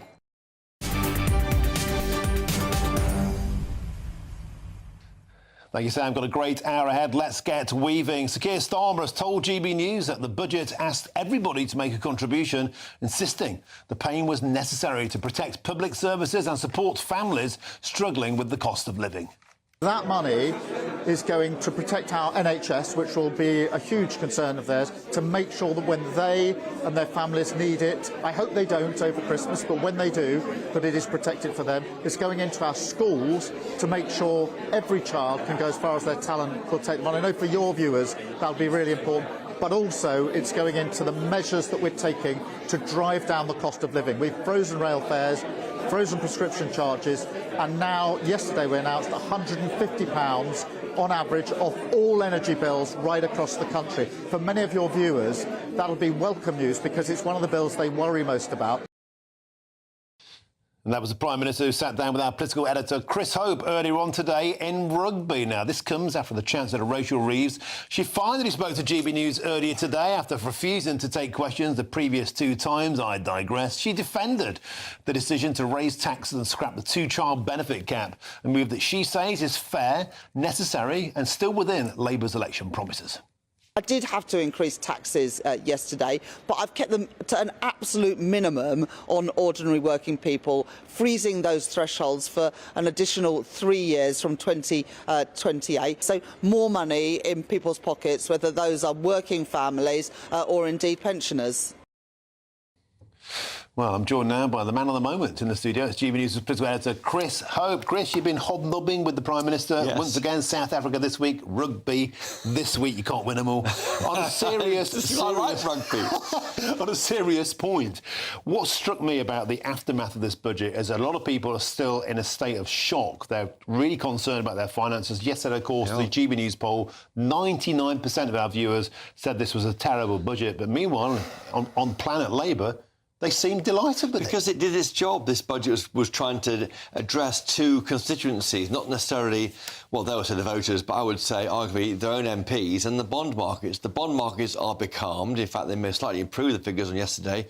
That means that the £1 of every £10 we spent on servicing our national debt might mitigate itself and not be as bad in the future. And also, this was serving the Labour backbenchers. There was real jeopardy around this budget for Rachel Reeves and for Sir Keir Starmer by proxy. Had it gone wrong, had it unravelled like we have seen in previous budgets, there would have been real question marks about Rachel Reeves' ability to be Chancellor by Christmas. That's gone away now because it sorted out the issues they had. Voters-wise, though, we spoke to Sir Keir Starmer in rugby earlier, and he talked about... I mean, I said simply, you're taking money here from people who are earning money and giving it largely to those on benefits. He denied that, said it was going to the NHS, although 4 in 10 of those receiving this money will not be working. I also asked, crucially, about those figures you were talking about with Mark White shortly, about the migration figures, the asylum figures. Get a grip, Prime Minister, and also the fall in net migration, because the OBR are forecasting that to go up. And here's what he told me. Under the last government, we saw the Boris wave. He promised that immigration would come down, and it quadrupled to nearly 1 million. That was unprecedented. From that very high figure, it's now down to 200,000 or so, and that is a step in the right direction. Huge measures that we've taken to that end. On the question of asylum hotels, I want to close those hotels as quickly as possible. The last government didn't process tens of thousands of claims. They therefore put people into hotels, 400 hotels at the height under the last government, now down to about 200. But your challenge to me is the right one, which is that we need to get that number down. I'm determined to close all of our asylum hotels. OK, commitment there to closing asylum hotels, but 30% increase in those rooms, that's a problem. And also, on the legal side, I always talk about this, and Mark White does, because it matters so much, because they've got down to 204,000. That's great, because you want to get people off benefits into work and rely less on migration. But that figure is going up to 340,000, according to the Office of Budget Responsibility forecast, by the end of the decade, on Labour's watch. So why are you letting go of that control you've gathered? That's the question mark we're going to ask. A huge amount of criticism this morning for the Chancellor and for the Prime Minister in terms of their believability. We were told one thing at the beginning, and I calculated that the pledge, the manifesto, the Labour Party manifesto, we had £8.5 billion of tax rises. We've seen 66 billion in 2 budgets. A huge discrepancy. A lot of people thinking, how can we trust anything they say? Repeatedly so, they are not delivering what they promised. They said they were going to use the growth. They're going to use the growth we're going to have in the economy and spend that on public services.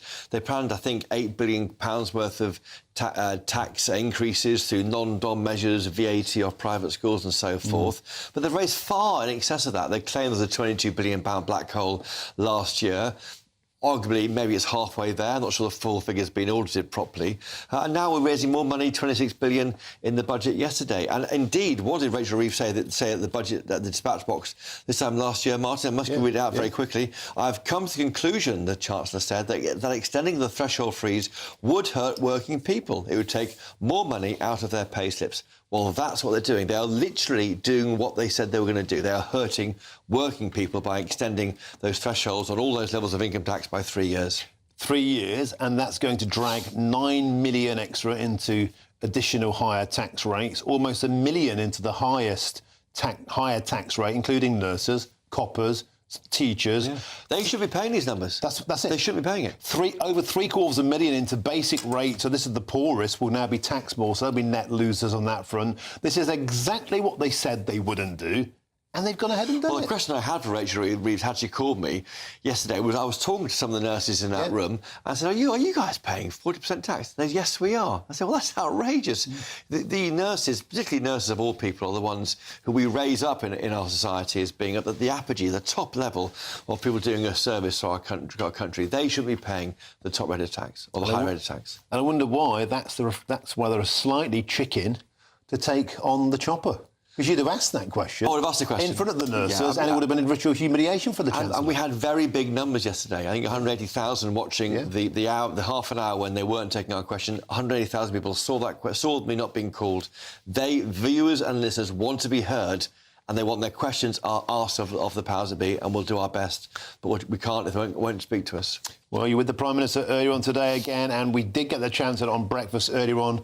Stephen and Ellie got her in a pincer movement. So well done. I think you kind of sending out that clear message on the show yesterday made the Labour Party comms team rethink, and credit to the Chancellor. She did come and face the music. Thank you very much, Chris Hope. Excellent as ever. Let's continue the talk of the budget and its reaction. How's it gone down with the public? It went down terribly with our viewers. 99% thought it was a terrible budget. But there's been a poll conducted by the CEO of Electoral Calculus, Martin Baxter, who joins me now. Martin, always a pleasure to have your company on the show. So you've tested the temperature of the nation in response to the work of Miss Reeves and Sir Keir Starmer. How has this budget gone down? Has it gone down like a milkshake made of cold sick? Thanks, Martin. Yeah, so with our colleagues Find Out Now, we did a snap poll yesterday asking the British public in a representative sample after the budget what they thought of it. And the results, as you suggested, are pretty clear and quite bad for the government. So overall, people thought that the budget was unfair. They thought that taxes were too high. There we go. There's the graph. That almost half of people say it's unfair. Only just over 10% of people think it's fair. And some other people, many people aren't sure at this stage. But of those who've got an opinion, they think it's unfair. They also think that taxes are too high and that spending is too high. There we go. After the budget, do you think taxes are too high or too low overall? So that's 51%. Over half say too high. A few say about right. Only 6% say taxes are too low. And again, there's a third of the population unsure. Then we also asked about spending. If we got the spending graphic, do you think government spending is too high or too low overall? 46% of people said spending is too high, and 10% only thought it was too low. So, and interestingly, although it's not on the graphic, Labour voters actually agreed with these propositions as well. Labour voters thought taxes are too high, or more Labour voters thought they were too high than too low, and more Labour voters thought spending was too high than too low. For Reform voters, it was almost off the scale in terms of what they thought. And the second last question we asked was whether the budget will make people better or worse off in their own opinion. And again, there was a chunky majority, 57% thought that the budget would make them worse off. About a fifth thought it would be about the same. And only 2%, one person in 50, thought that they would be better off as a result of this budget. And we finished the poll, Martin, by asking people whether they thought Labour was managing the economy well or badly. And again, very poor figures for the government. Over half, 56% of people said they're doing it badly. Only 7% think they're doing it well. And more people aren't sure than neutral or well. Also, looking at Labour voters, and this surprised me, more Labour voters think the Labour government is managing the economy badly than well. 32% of Labour voters think they're running it badly, and only 20% think they're doing it well. So they're not, Labour government and Rachel Reeves are not even convincing most of their own supporters that they're doing a good job. So the budget, as far as we can see it, has not gone down well with the public.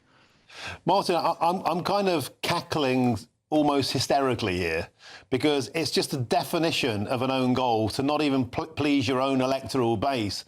And I put it to you, perhaps that's because suddenly, don't forget, the Labour Party used to traditionally be the party of the working classes, the lower paid. It fought for the working man and woman. Yesterday, it seemed to flip to be the party of the benefits classes. It was a budget of handouts and taxation. And don't forget, typically now, Labour voters tend to be more affluent, better educated, more metropolitan, reality is biting. They're realising that their own party is coming for their own pay packet.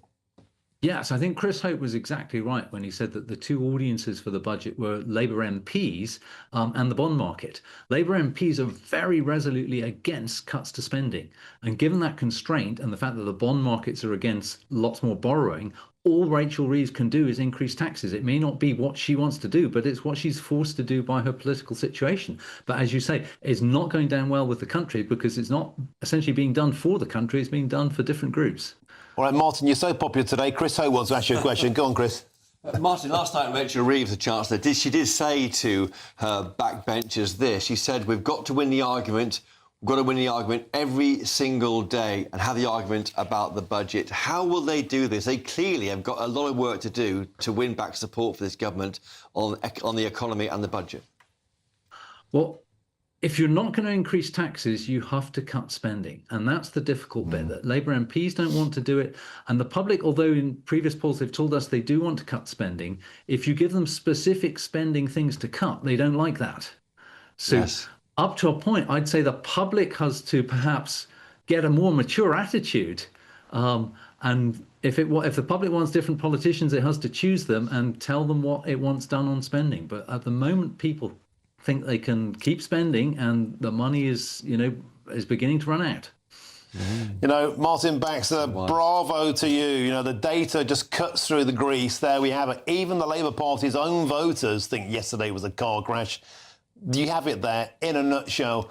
The CEO of Electoral Calculus, Martin Baxter, it's always a pleasure to have you. And thank you for sharing that with us on GB News. Always a pleasure to get your insight. Thank you very much indeed.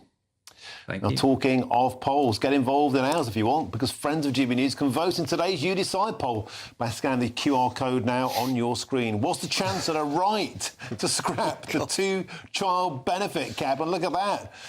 2% said yes, it was the right thing to do to give more money to people who have 3 or more children. 98% say mais non. Terrible idea. 98% of GB News viewers completely against the notion of the state paying for the public to have 3 or more children. I sometimes think that you're the most sensible people in Britain. I sincerely do. Thank you so much for taking part in our poll. Now, after that budget, you might need a little freebie, and there's only a few weeks left until Christmas. And time is running out for you to enjoy your Christmas on us. Here's all the details you need to be our latest festive bumper winner.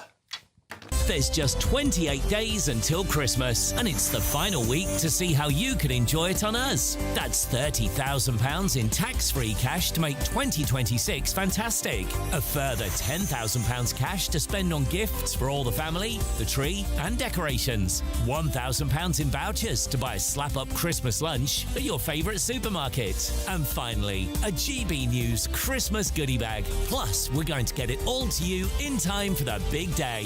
For another chance to win, text WIN to 63225. One entry costs £2.50 plus one standard network rate message. Or text BONUS to 63225. 5 entries cost £5 plus one standard network rate message. Go to gbnews.com/win. Entries start at £2.50. Call 0903 686 3232. Calls cost £2.50 plus your network access charge. Or post your name and number to GB 17 PO Box 8690 Derby DE1 9TT. UK only. Entrance must be 18 or over. Lines close at 4 p.m. on the 28th of November. The winner may be contacted live on GB News, week commencing the 8th of December. Please check the closing time if listening or watching on demand. Good luck.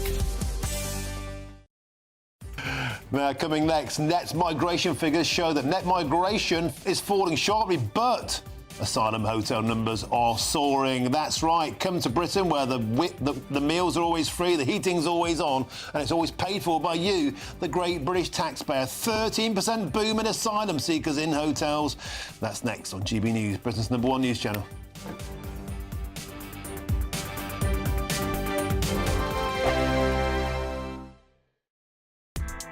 Join me, Nana Akwe, for an informative, interactive news programme with a difference.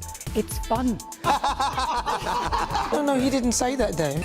I'm so surprised. I think there's an element of truth to that. Join me from 3 p.m. every weekend, only on GB News, Britain's news channel.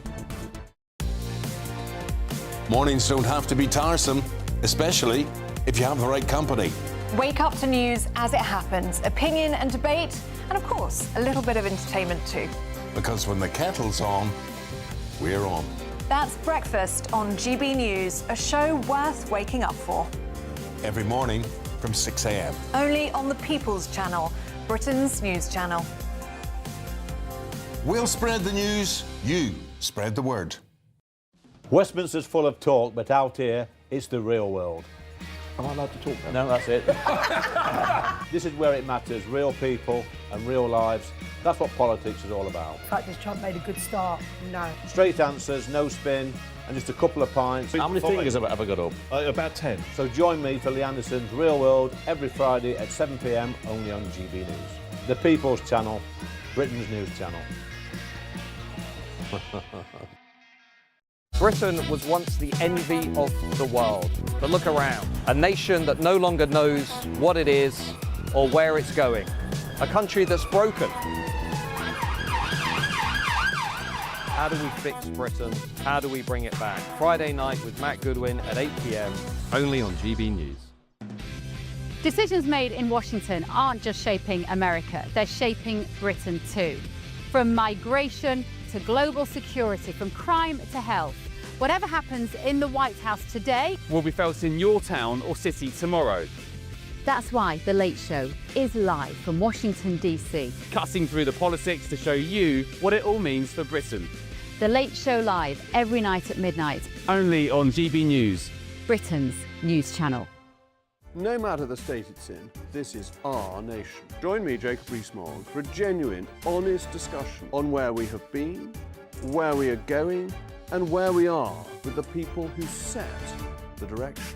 Tune in to State of the Nation every Monday to Thursday, 8 to 9 o'clock. Only on GB News. Bold. They are under no illusion. Ray. Are you a human trafficker? Boundless. I've had enough of the nonsense, and I'm not afraid to say it. Don't get us on the BBC. Every weeknight, I tear through the headlines. The smell of gasoline. Should we be worried about it? From Westminster madness to cultural war chaos. What we're going to do now is they are throwing things out the car as we speak. Get ready, Britain. Here we go. Patrick Christie's tonight, weeknights from 9 p.m. only on GB News, Britain's news channel.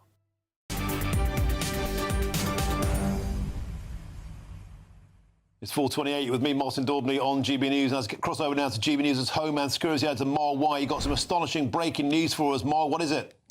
Well, it's these migration figures. When you spend a bit of time drilling down into some of the figures that are there, you can find some interesting facts. And we found an interesting fact with regard to the number of small boat migrants who have been removed from the country since Labour came to power.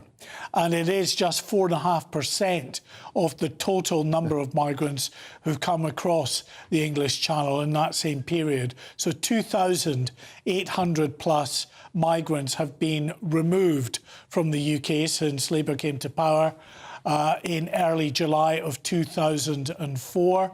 That compares to 62,600 small boat migrants who've arrived in that same period.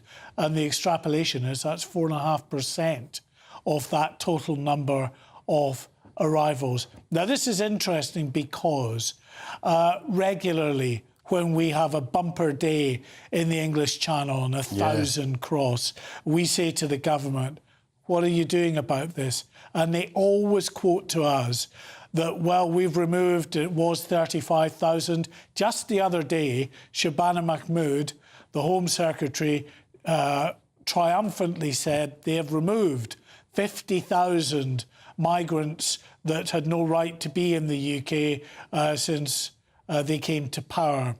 And we always say to them, OK, of the 50,000 migrants, how many are small boat migrants? And that information is never forthcoming. But if you're prepared to just go through the many, many stats on a day like today, you can find out that figure. And my producer, Tom Fredericks, has managed to establish that that figure stands at just over 2,800 since Labour came to power, compared to 62,600 who've arrived here in that same period. I mean, I think it's quite astonishing. Well, well done to Tom Fredericks. Well done to you, Mark White. This is the point. This data is coming out in real time. We're pouring through it. We're trying to pick out new news lines. Quite simply, you don't have to be Einstein to work out that if only 4.5% are going, then 95.5% are still here. And that's the point. And that brings us on to that second stat today, asylum hotel numbers going up by 13%. The government promised to end asylum hotels. It's not ending them. It's not deporting them. And that means the country's getting more and more full of them. Well, yeah, and if you want to extrapolate a bit further on this, if you take it from the period that Labour came to power, actually, the number of asylum seekers in hotels has risen by 23%, or some 6,000 from where they were when the Conservatives left office. And this is a government now, remember, that tells us whenever they can that they are committed to ending the wasteful use of hotels to house asylum seekers, because it's not cost effective, it's highly controversial, as we've seen with the Bell Hotel and many other protests around the country. And so they're committed to ending the use of these hotels for asylum seekers. But they're 6,000 above what they were when they came to power in terms of the number of migrants occupying these hotel rooms. And it's really worth repeating that. Just 4.5% deported. And I wonder, Mark, why, if we won't have the data now, we should probably try and find it. Where are they being deported to? Because we know it'll be practically zero to Afghanistan, zero to Iraq, zero to all the countries where we can't send people back because of their human rights, or they might not like the chicken nuggets and all that sort of nonsense. And it's just a pitifully low number. This is the sort of thing that will damn governments if they don't get a grip of it. You raise a very good point there, and I can maybe shed a little bit more light on this. The majority of those who are being removed are the low-hanging fruit. They've been sent back to countries, mainly to Albania, because, of course, they stand no chance, really, of being granted asylum, although some that have come over with families have been able to argue a case that, at the moment at least, means they're still here. But most of those who have been removed from the country, of the 2,800, are from Albania. Others from some other countries, the likes of India, Vietnam and alike, that they can get them back to those countries. But the difficulty is, for the government, what they're faced with, what the previous government was faced with, is that when you have a country like Albania, you can quite easily return people to. When you've got Afghanistan or Iran, you can't return them to these countries, and that's what we have at the moment. And although the government, again, is proudly telling us how quickly they are dealing with the asylum backlog, what they don't offer in the way of insight into this process is the fact that, yes, you've come to a decision, an initial decision on an asylum case, but that particular asylum seeker who you've turned down for asylum comes from Iran or comes from Syria, and they can't be returned to this and a myriad of other countries. And so they are given what's known as interim leave to remain here until they can work out a process of either removing them somewhere else, waiting for the conditions in their home country to improve, or for them to come to some kind of an agreement with, such as, you've heard Germany, for instance, coming to a deal with the Taliban to remove people back to Afghanistan. But while there's no deal in place, you've got people from the likes of Afghanistan who we just can't get rid of. And we create here, Mark White, a perfect storm of a changing pattern of different nations coming to Britain where we have no chance of returning them. So the changing pattern from countries such from a new African wave of small boat migrants, a Middle Eastern wave. And the point is, word gets around. The people smugglers will know there's no chance of being deported when you go into Britain. That in itself creates a grim opportunity, Mark White. Yes. Now, this is an interesting point that you raise here, Martin, because we do see the shifting sands, different waves of migrants coming across. And this latest release from the ONS and particularly from the Home Office gives us some insight into that changing pattern. We had, obviously, after the fall of Afghanistan to the Taliban, big waves coming from Afghanistan, and they were the top nation represented on the small boats crossing the English Channel. We also saw that the same process after ISIS came to power in Syria and Iraq, both Syrians and Iraqis being the top two countries represented in small boats in a period of about 2014 to 2018 or whatever. As I say, that was replaced by Afghanistan. Now we're seeing African nations come to the fore, with, for the first time that we've seen anyway, Eritrea moving ahead of Afghanistan as the top nation represented on small boats. Other nations such as Sudan and Somalia also in that top 5 of countries, along with Afghanistan and Iran, in terms of the nations represented on the boat. So this, I think, as we go forward, is something that we expect to see, that there will be a wave, there will be many more people coming from Africa, because let's face it, there are so many dysfunctional countries in Africa where you might not be able to qualify for asylum in terms of your fleeing a war zone as such, but you're certainly leaving a dysfunctional regime behind.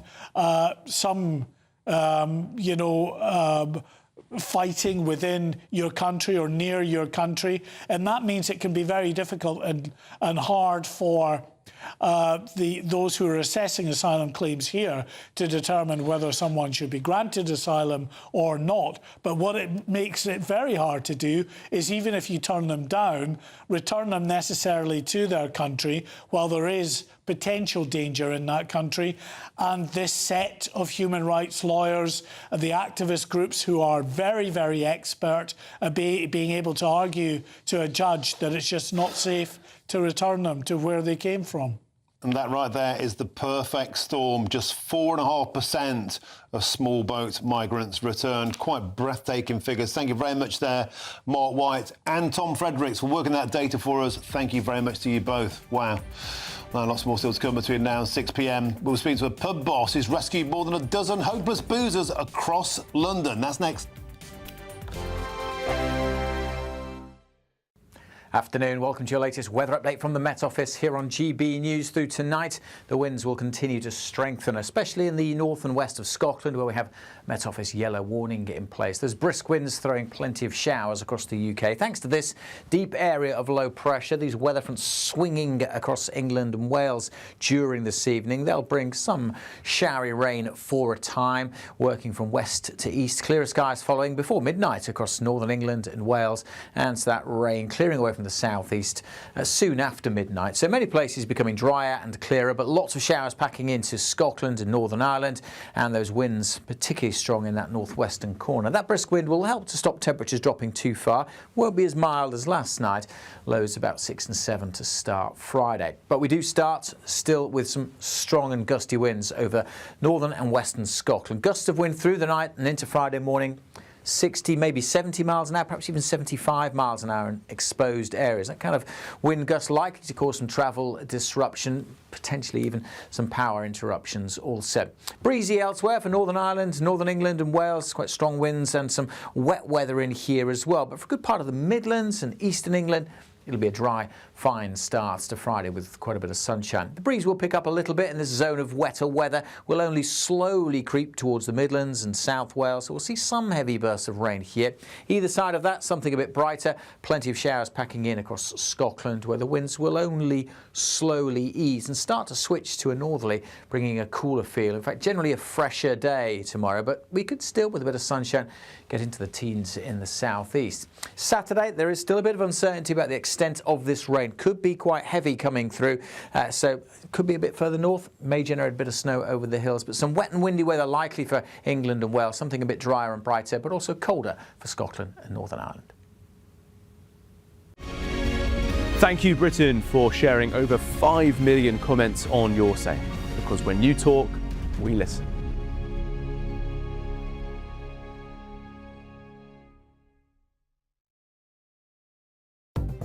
Good afternoon. This is the latest AI travel news from GBNews.com. Motorists should exercise caution on the M90 Friarton Bridge due to high winds. Congestion is evident on the M4 from junction 23, Amager to 24 Coldra. In North Lincolnshire, the A160 westbound has a broken down vehicle, closing one lane. An overturned vehicle on the A14 westbound between junction 16 Catworth and 13 Thrapston delays travellers by 40 minutes. A broken down vehicle on the M1 northbound exit slip at junction 11A in Luton, and on the M5 northbound exit slip at junction 30 in Devon closes one lane. For more travel news, go to gbnews.com.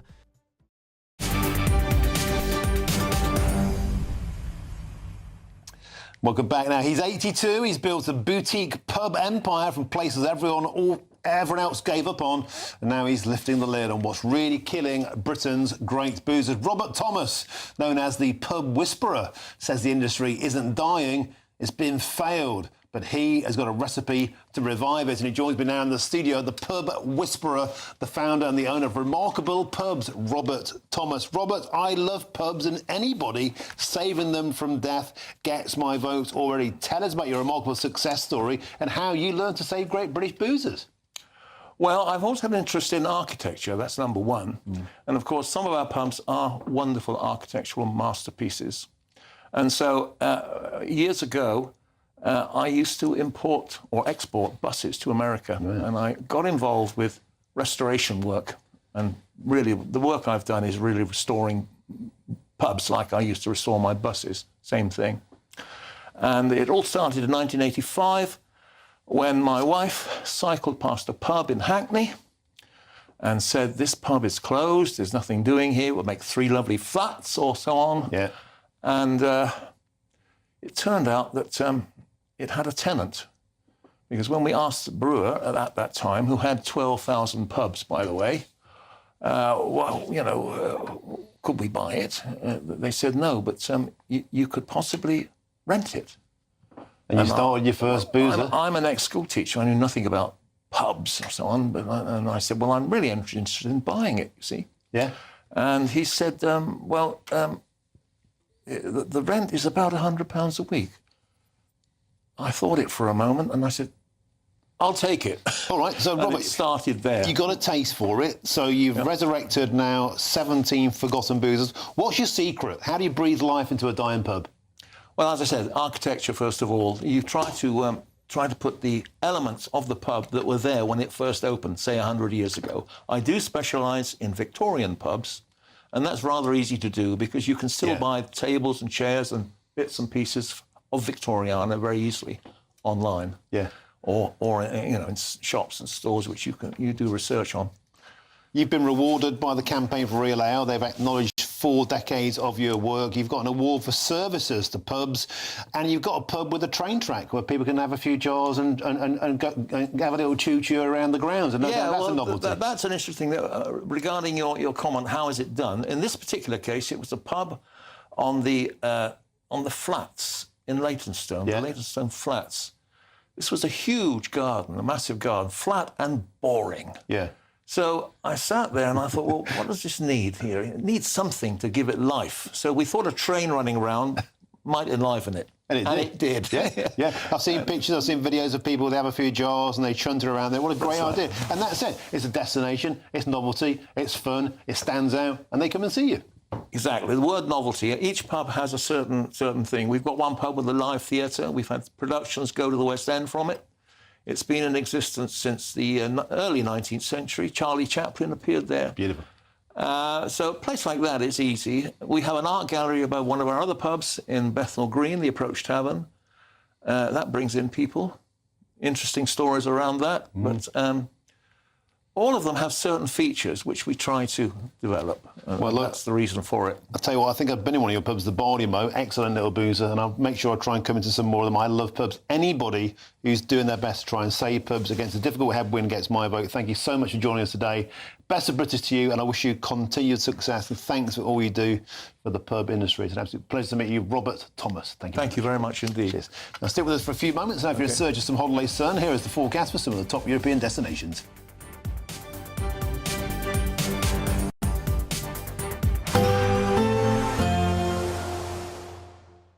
Ready to soak up that holiday sunshine? Won't we need some cover? No worries. All sorted. All Clear Travel Insurance sponsors GB News Travel Destinations Forecast. There's some further heavy, thundery rain affecting parts of Eastern Europe as we go through the next few days, particularly Greece and Albania. But starting off further west, yes, some rain pushing into the far northwest of Spain, but actually ahead of that, tomorrow looks largely fine and dry. A few bits of rain across the southern parts of Italy, but as I mentioned, it's further east, Greece, Turkey, Albania, where we're going to see heavy rain building up. Some places could see 250 millimetres through this week, enough to cause some disruption. All Clear Travel Insurance sponsors GB News Travel Destinations Forecast. At GB News, we love to hear from you, our loyal community. So drop us a line at gbnews.com/yoursay. There you can talk to each other and also to the presenters live on air. gbnews.com/yoursay, because GB News is your channel, Britain's news channel. GB News Breakfast, every day from 6 a.m. First of all, are you coffee or tea? Both. Both. Okay. Both, yeah. If you're having tea, is it herbal tea or is it No, normal tea? I say normal tea. Real tea. Real tea. And is it milk or no milk? Obviously milk. Obviously milk. Final question before I read the piece. Milk in first or last? Second. Yeah, second. Afterwards, if you've got a bag, but obviously if you're brewing it yourself, then you want to actually just check that it's brewed See, I'm properly. from Wrexham. We just put the milk in, tea bag in the mug. What? Pour it in, and that's it. What's wrong with that? And at this point, we stop talking. It doesn't brew properly. No. Well, look, why doesn't it brew properly? Because it stops the brewing. You know exactly the right colour to bring it out, and you put it's a builder's tea. your dad says.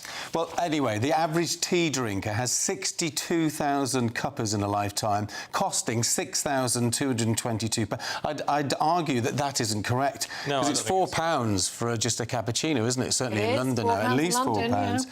Most of the money is spent on milk, averaging 6 pence a cup. Again, tea bags cost around 4 pence each, and electricity to boil the kettle comes to 2 pence per day. And one of the top tips is only put the amount of hot water that you need to boil in, because that saves you money on your electricity. 62,000 cups in a lifetime. They've not met my mother. Well, she's 162. Honestly, it's every opportunity. Is it? I think that's nice. Exactly. If I'm left to my own devices, I'd have a good 3 cups a day. Yeah. Of tea per hour? In the morning, I'd have maybe 5 cups of coffee. Do you get jittery? Yes. Do you? See, I know. I'm What at the point. No, never. I'm trying to do my 1 meal a day OMAD. Yeah. So I have coffees all the time, you know, and I don't get jittery. I don't think. GB News, the People's Channel. Join me, Nana Akweer, for an informative, interactive news programme with a difference. It's fun. No, you didn't say that, Dave. I'm so surprised. I think there's an element of truth to that. Join me from 3 p.m. every weekend, only on GB News, Britain's news channel. In the GB Newsroom, we bring you the news as it happens. With our team of dedicated journalists across the UK. We're ready to keep you up to date with what's happening every half an hour, every single day. Bulletins here on GB News. The People's Channel. Britain's news channel.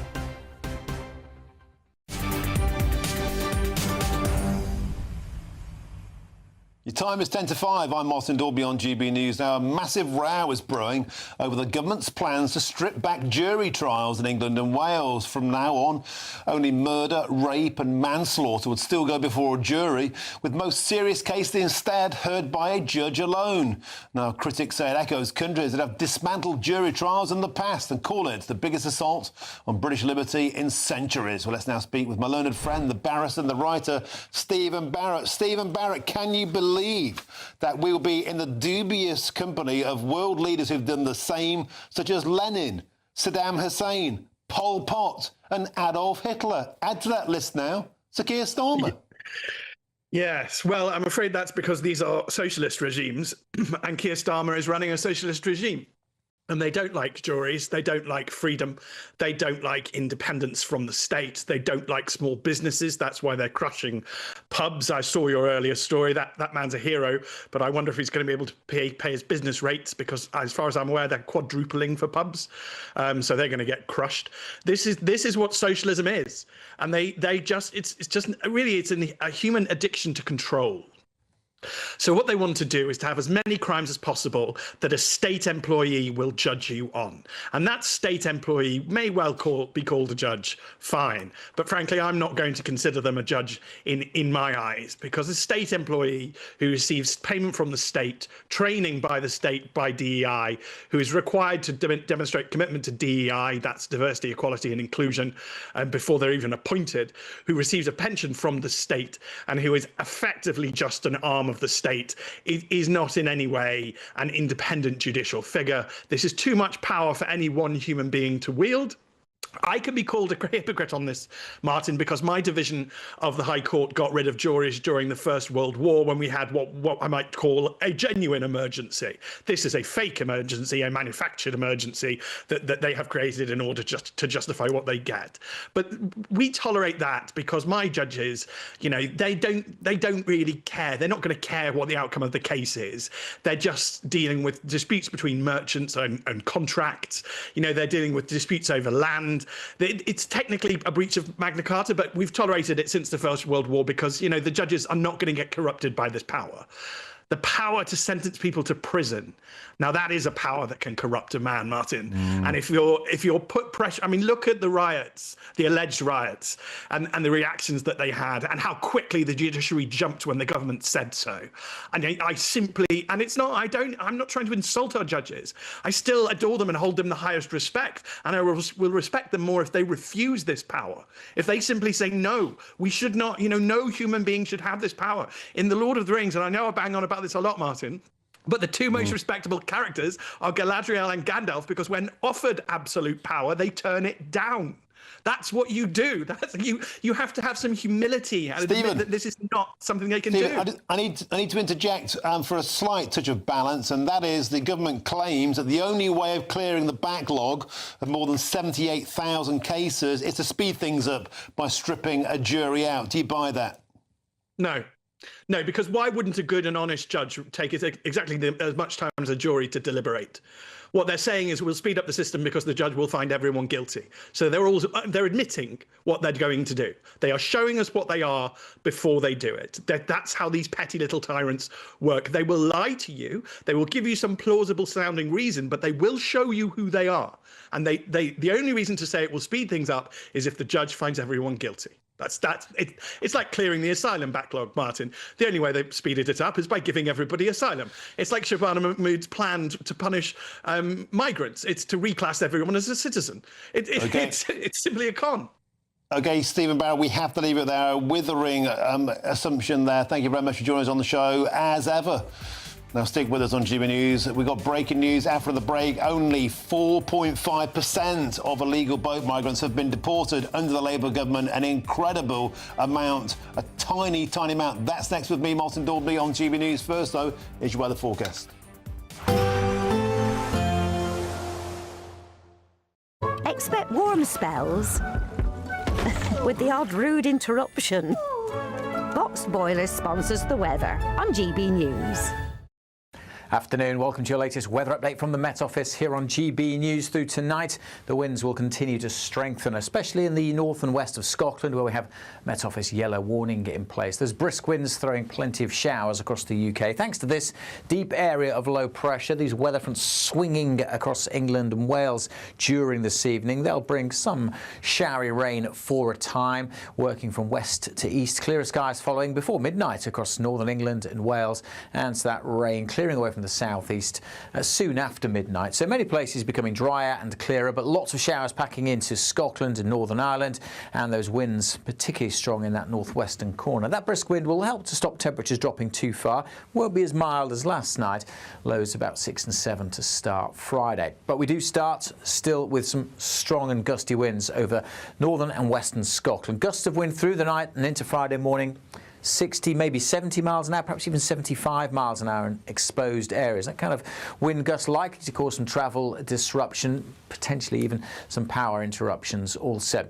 Breezy elsewhere for Northern Ireland, Northern England and Wales, quite strong winds and some wet weather in here as well. But for a good part of the Midlands and Eastern England, it'll be a dry, fine start to Friday with quite a bit of sunshine. The breeze will pick up a little bit in this zone of wetter weather. Will only slowly creep towards the Midlands and South Wales, so we'll see some heavy bursts of rain here. Either side of that, something a bit brighter. Plenty of showers packing in across Scotland, where the winds will only slowly ease and start to switch to a northerly, bringing a cooler feel. In fact, generally a fresher day tomorrow, but we could still, with a bit of sunshine, get into the teens in the southeast. Saturday, there is still a bit of uncertainty about the extent of this rain. Could be quite heavy coming through, so could be a bit further north, may generate a bit of snow over the hills, but some wet and windy weather likely for England and Wales, something a bit drier and brighter, but also colder for Scotland and Northern Ireland. Expect warm spells with the odd rude interruption. Boxed Boilers sponsors the weather on GB News. Thank you so much for helping us to reach 8 million followers and subscribers across our social media channels. That's 8 million fearless Brits standing up for what really matters. Good afternoon, this is the latest AI travel news from GBNews.com. Exercise caution on the M90 Friarton Bridge due to high winds. M18 southbound in Rotherham has one lane closed after a collision. On Derbyshire's M1 southbound at junction 29, a lane is closed due to a collision. Congestion on the M54 eastbound in Staffordshire causes about a 20-minute delay. In Hertfordshire, lane closures are caused by a broken down vehicle on the M25 anti-clockwise exit slip at junction 23. Cornwall's A38 eastbound is closed following an incident. And on the trains, there's disruption between Rugby, Northampton and London Euston due to issues with Avanti West Coast and London North Western Railway. For more travel news, go to gbnews.com. It's the final week to see how you can enjoy Christmas on us. First, we'll give you an incredible £30,000 in tax-free cash. Then we'll give you a further £10,000 cash to spend on all your Christmas presents, even the tree. Christmas lunch, that's on us too, with £1,000 in shopping vouchers to spend at your favourite supermarket. Finally, a GB News Christmas goodie bag. For another chance to win, text WIN to 63225. One entry costs £2.50 plus one standard network rate message. Or text BONUS to 63225. 5 entries cost £5 plus one standard network rate message. Go to gbnews.com/win. Entries start at £2.50. Call 0903 686 3232. Calls cost £2.50 plus your network access charge. Or post your name and number to GB17 PO Box 8690 Derby DE1 9TT. UK only. Entrance must be 18 or over. Lines close at 4 p.m. on the 28th of November. Please check the closing time if listening or watching on demand. Good luck. I'm Michelle Dewberry, this is Jubes & Co with you. Hello everyone, Patrick Christie is here. GB News. Britain's news channel. News channel. Access the stories that matter to you. Take the GB News family with you on any device. And as long as you have an internet connection. Tune in to GB News, anywhere on the planet or beyond. GB News, the People's Channel, Britain's news channel. Mornings don't have to be tiresome, especially if you have the right company. Wake up to news as it happens, opinion and debate, and of course, a little bit of entertainment too.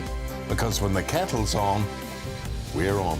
That's Breakfast on GB News, a show worth waking up for. Every morning from 6 a.m. Only on the People's Channel, Britain's news channel. We'll spread the news, you spread the word.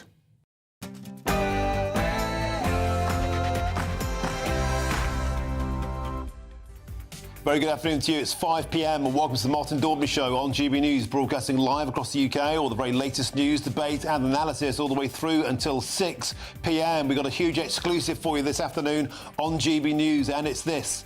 Just 2,800 small boats migrants have been removed under the Labour government, and that is only a paltry 4.5% of those arriving. We can't get more than 4.5% out. Incredible. Now, do you remember when the Labour government promised to end asylum hotels? We need to close all asylum hotels, and we need to do so for good. But expensive asylum hotels will be closed. To bring the number of hotels down, to end the use of hotels. Well, guess what? Shock new data also out today has shown a 13% boom in asylum seekers in taxpayer-funded hotels, with over 36,000 enjoying a VIP treatment in Hotel Britannia, where the food is free and the heating is always on. Have the lunatics finally taken over our asylum system? And more fallout from the budget as the Chancellor insists a £30 billion tax rise is the absolute minimum. Well, Labour MPs call it responsible economics. Opponents say it's an assault on aspiration. What will it mean for pensioners? We'll have all that throughout the show. And the gunman who ambushed 2 National Guardsmen in Washington was an Afghan national linked to a CIA-backed force.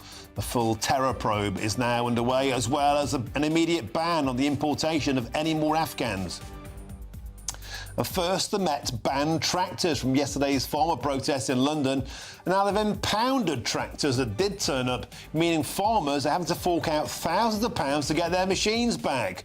Well, on today's show, I'll be joined by the defiant farmer raising funds to help liberate those tractors. That's all on today's show.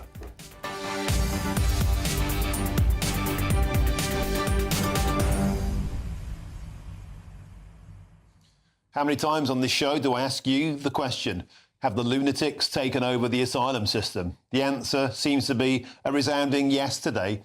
Just 4.5% of illegal boat arrivals have been deported since the Labour Party got in. 95.5% are still here. 13% increase in the numbers in asylum hotels, despite this government pledging, promising repeatedly, the Prime Minister all the way to the top, to, quote, end asylum hotels. All that's ending is the public's patience, the public's tolerance, the public's belief in this government to do anything about the small boats crisis. It sunk the Conservatives. If the Labour Party don't get their act together, sure as hell, it's going to sink their chances too. Mark White with an incredible exclusive for us on today's show. Get in touch, gbnews.com/you'll say is the way to do so. But now it's time for your headlines, and here's Sam Francis.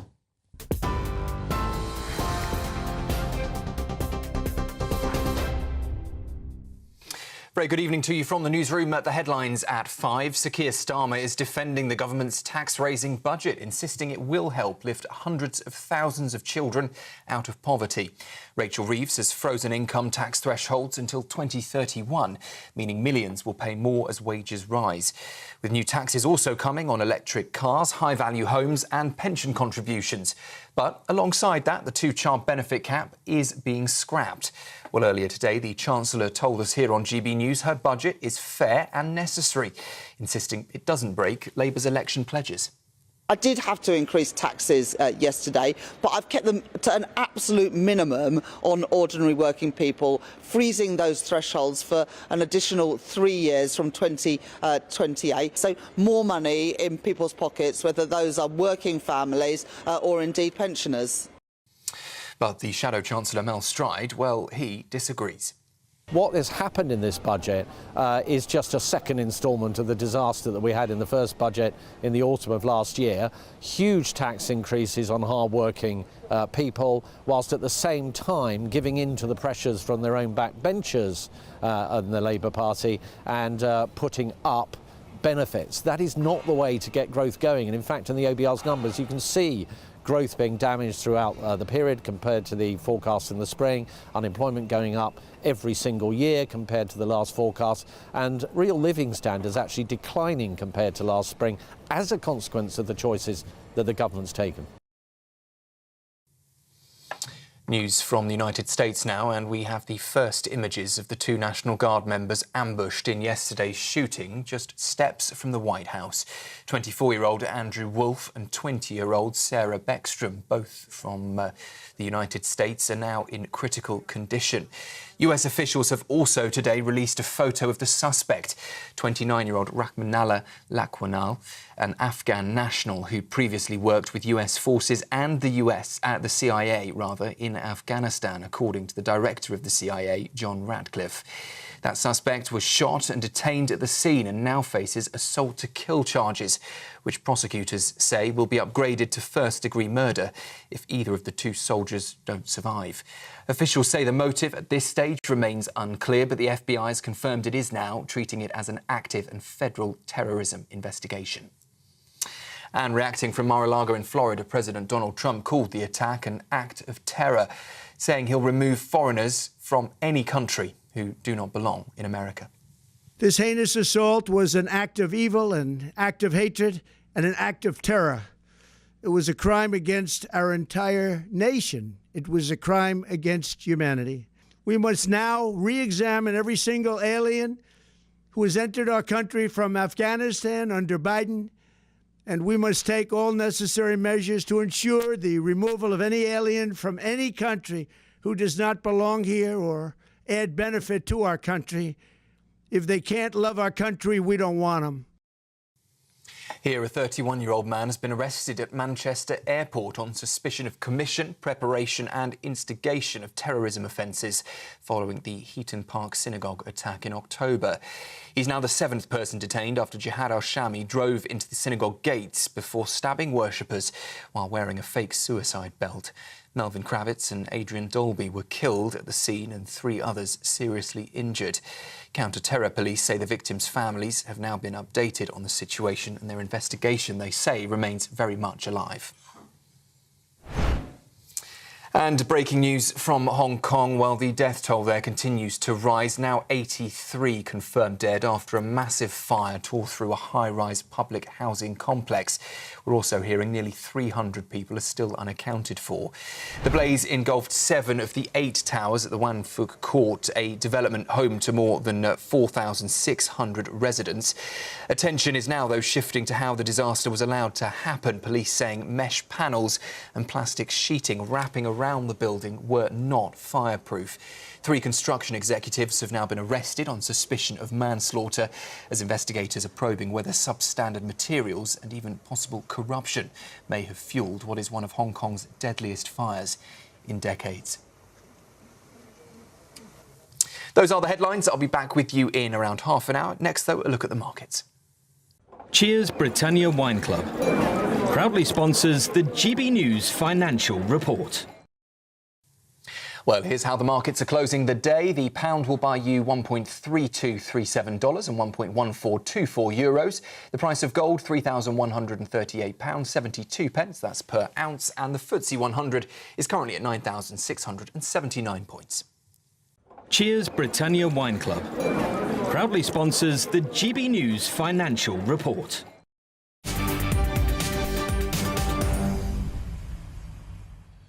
Thank you, Sam. And back to that breaking news now this hour. And it's this GB News analysis of the latest Home Office figures out today reveal that a pitiful amount of small boat migrants have been returned since Labour came to power.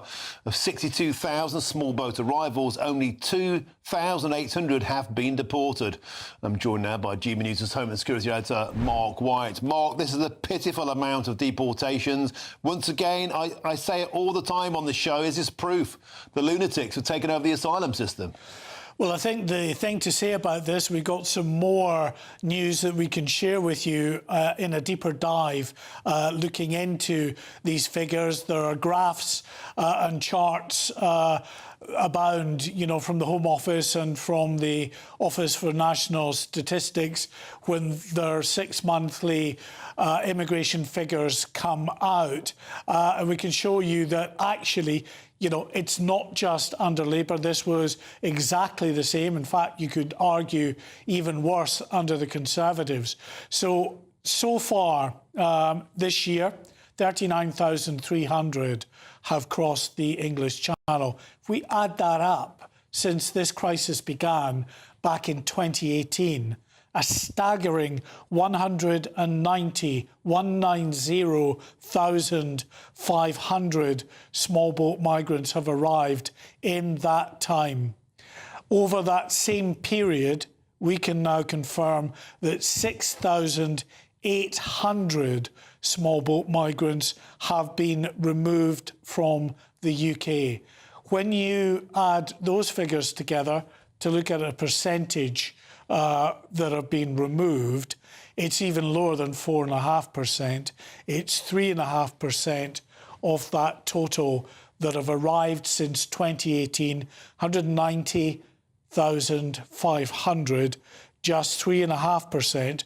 6,800 have been removed, both by the previous Conservative government and now a process of very, very modest removals continued under the Labour government.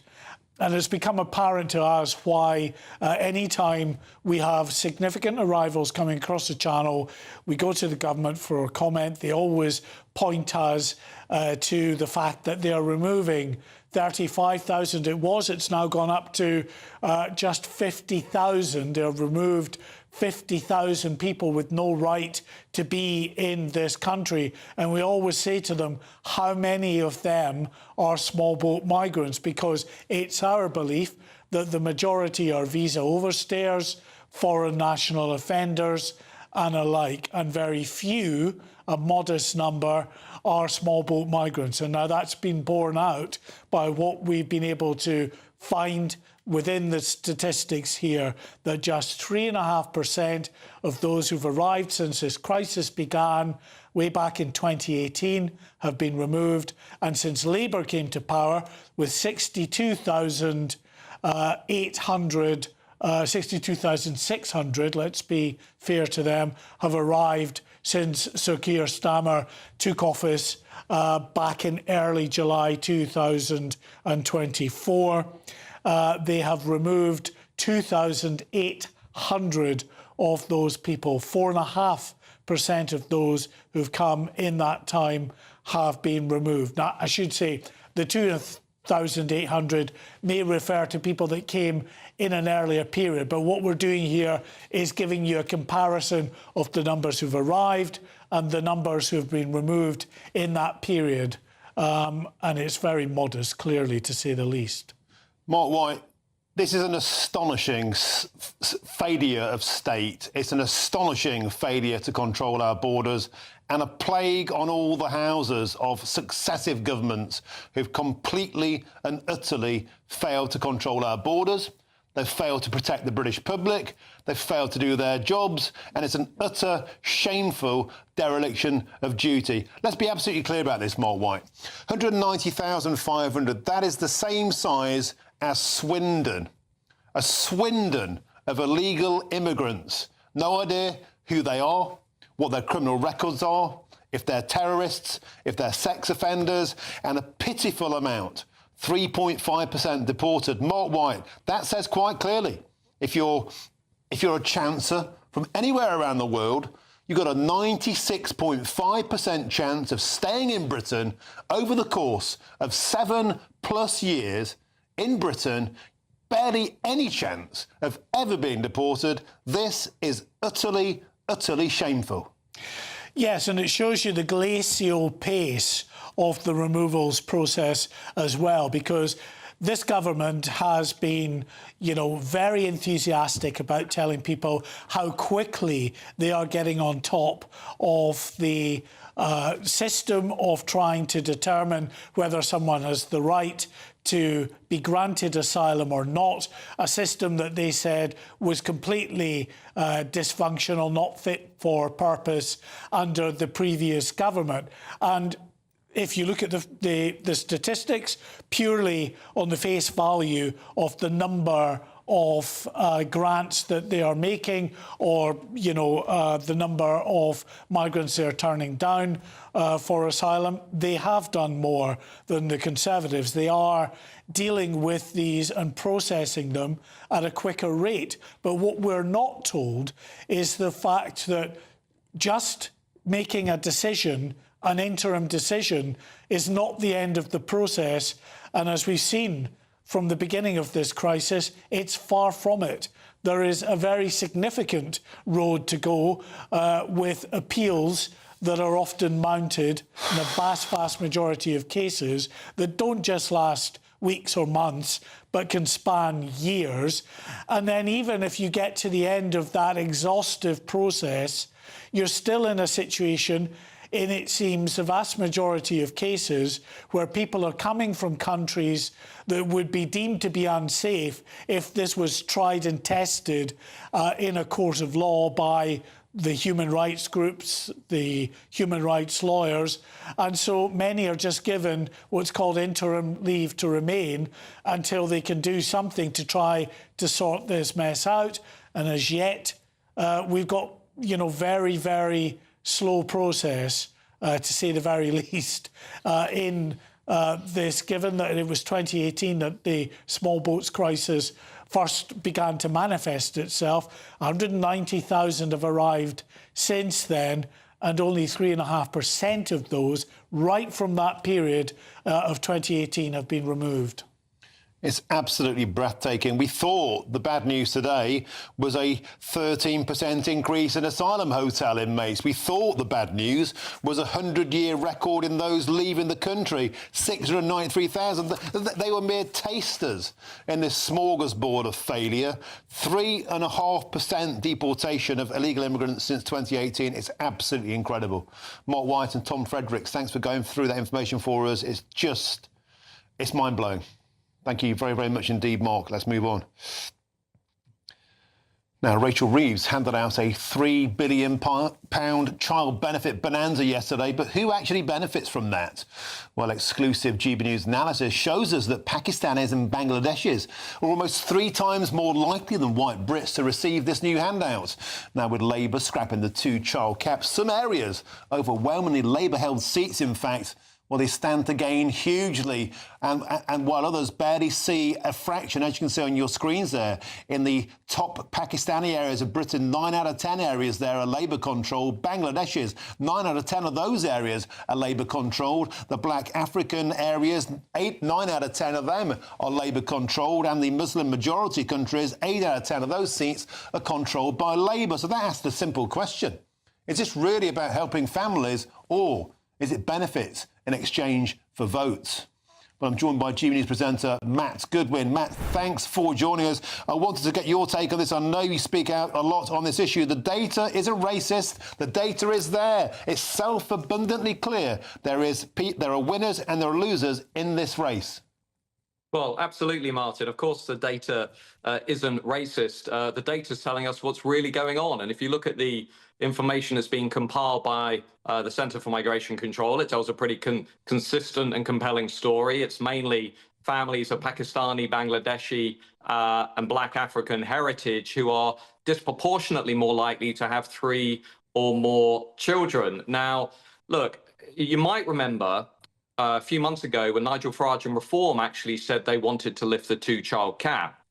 The difference there is that Reform have said we want to restrict it to families that are British and families that are working. And the reason they said that was because one way or other, we have to encourage people to have more children, right? Otherwise, we're not going to solve our demographic crisis. But what Labour have done, what they've done here, is they've basically taken a sort of carte blanche effect. They've just said, well, everyone's going to have this. And of course, that means that this policy is overwhelmingly going to benefit people from minority backgrounds, Pakistani families, Bangladeshi, Black African, And as you say, they are overwhelmingly concentrated in Labour areas. And isn't it interesting, Martin, that they're doing this at exactly the time when many of those voters are starting to wander off to independent Muslim candidates, to the Greens, and to Jeremy Corbyn's new political party. Now, I'm not a political genius, but it would lead me to think that maybe there is an attempt here within the Labour Party, within Keir Starmer's operation, to try and lock down those areas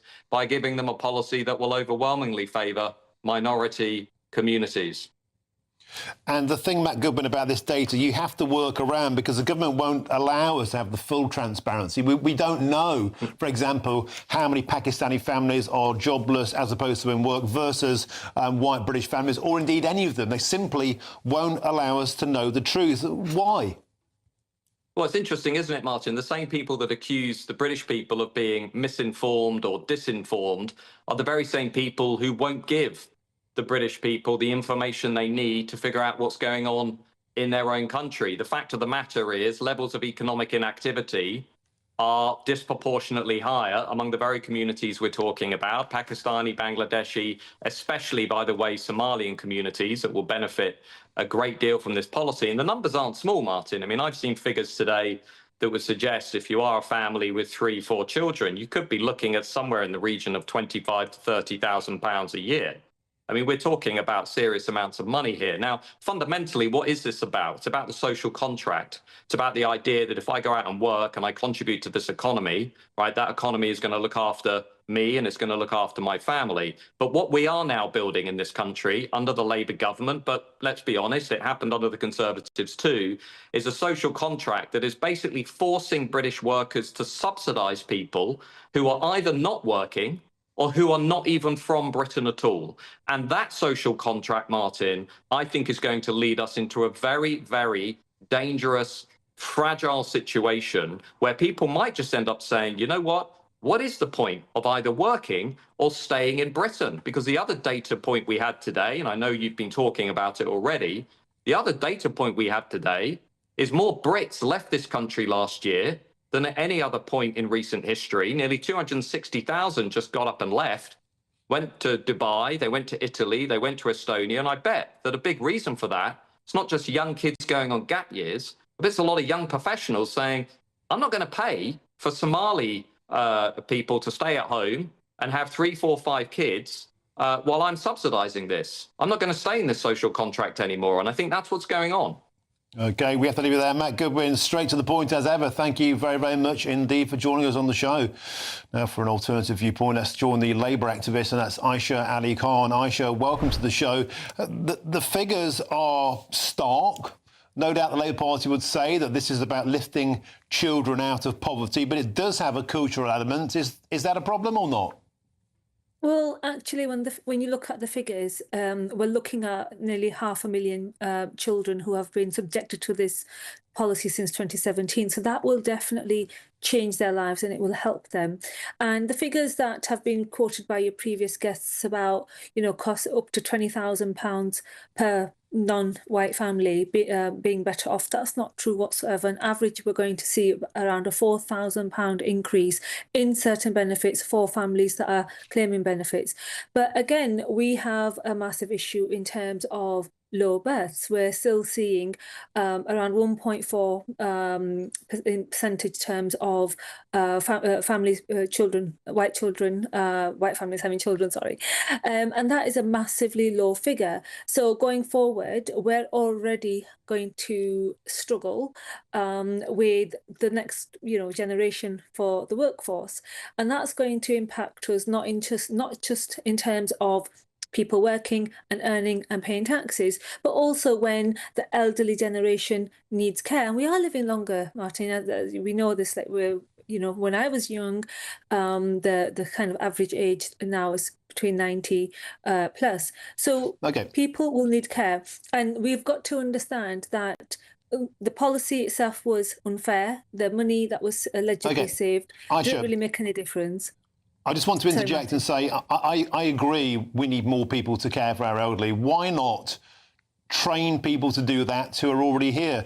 It just seems to me that the terminal issue with the political left is every problem, the answer, the solution is more immigration or to pay more money to people to have children. People look at this and just think, as Matt Goodwin said there, it's like if the white population is at less than replacement rate, which it is actually across most of the Western world. It's the same in Japan. It is, absolutely, surely we yes. we should be doing things to incentivise those people to have children. For example, Reform UK's policy is to give the benefit to British-born people only who are actively in work. So this can't be something that you just get money to sit on your backside on the dole and churn babies out. That sounds more sensible. Well, Martin, if you're working and you're earning, you're not entitled to benefits. So it's almost like, it's a catch-22. You either claim benefits and you can't work. Or you work and you can't claim benefits. Now, the problem we have is that we genuinely have seen a massive decline. And this isn't just with white families. I mean, I only have one child, and there are lots and lots of friends of my own where basically they have less children. They're having less children, and it doesn't matter whether you're Pakistani, you're Bangladeshi, you're Nigerian, you're Sudanese, etc. People are genuinely having less children, and obviously in the past, big families were very common. But the data doesn't. I'm afraid the data doesn't back that up. So the data we've seen today, 41% of Pakistani families have 3+ children. Bangladeshis, it's 38%. Black Africans, primarily Nigerians and Somalians, between 25 and 30%. Meanwhile, it's only 14% of white British families having 3 or more children. So the data is quite clearly showing us that certain cultures are having more children, and now the state is encouraging them. In fact, it's paying them to do that. Well, you're absolutely right. We come from a culture where large families are common. Now, what has changed to stop white families from having children? We've got to look at this. There's been so many studies on this, and that question has been asked from America, across Europe, obviously in the UK. You mentioned Japan earlier. We are seeing a massive decline in mothers having children, and not just 1 or 2. We're literally talking about single women who do not want to have children ever, full stop. Okay. So we've got to look at that as well. But again, I mean, I think this policy is great. It's going to lift 500,000 children out of poverty. And going forward, the trends are downwards anyway. People think suddenly people are going to have children, lots and lots of children. That's just not going to happen. You've got other concerns, cost of living costs as well. That's just not going to change. OK, Aisha Ali Khan, we have to do it there. It's always a pleasure to have you come in. Thank you very much for joining us again on the show today on GB News. Always a pleasure. Thank you. Now, coming up, the fallout from Rachel Reeves' budget continues. How will it hammer pensioners? I'll find out next.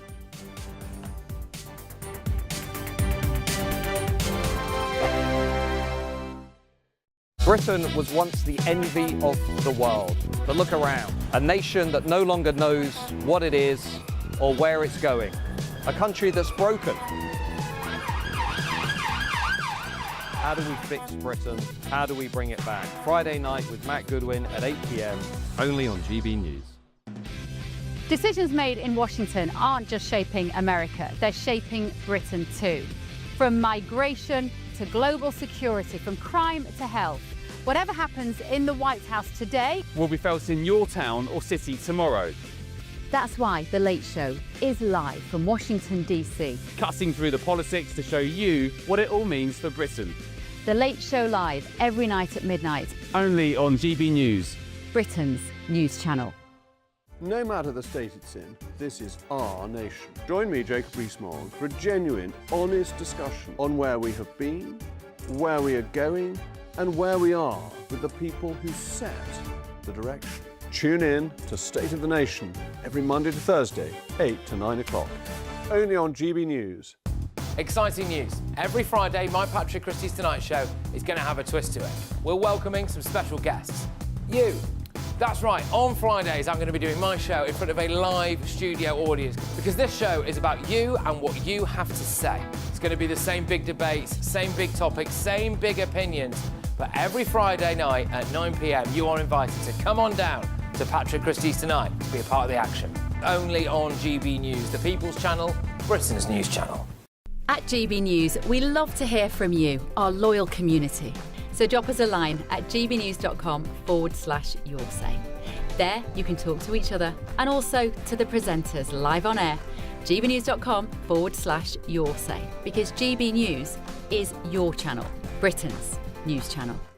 Hi, I'm Michelle Dewberry, and my show is your opportunity to cut through all the noise and dive in headfirst to some robust debates. Ideas clash. Situation, isn't it? Because the failure is you're deliberately avoiding my point. Nothing's held back, And if you think this is the end of it, wait for more. and we do not shy away from the difficult stuff. Sometimes I want to shake people and say, if only you understood. So join me on Dubes & Co. weeknights at 6 p.m. only on GB News, Britain's news channel.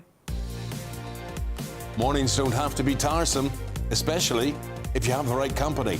Wake up to news as it happens, opinion and debate, and of course, a little bit of entertainment too.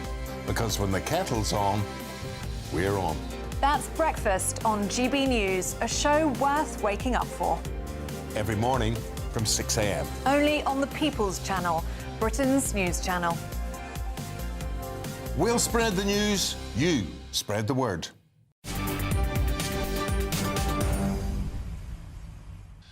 Welcome back. It's bang on 5:30 with me, Martin Daubney, on GB News. So we're discussing what the budget means for pensioners. But first, here's your latest news headlines after 5:30. Here's the news headlines with Stan Francis.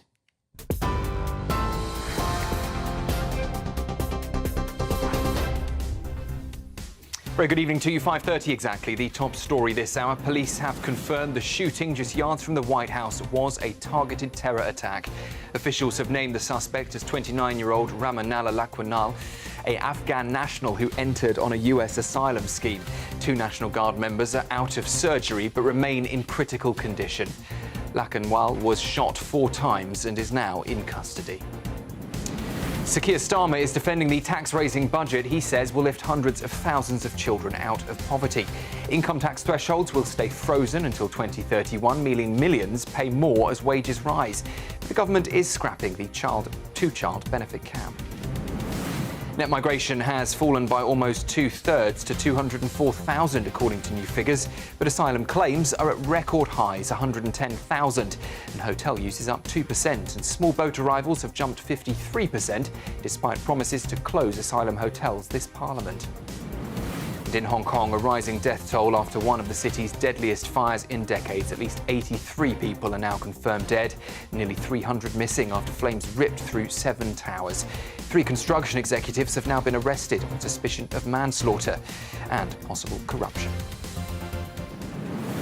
Those are the headlines. I'll be back with the news at 6. Tune into GB News Radio wherever you are, online, on DAB digital radio, on TuneIn, on Radio Player, and on your smart speaker. Just say, play GB News.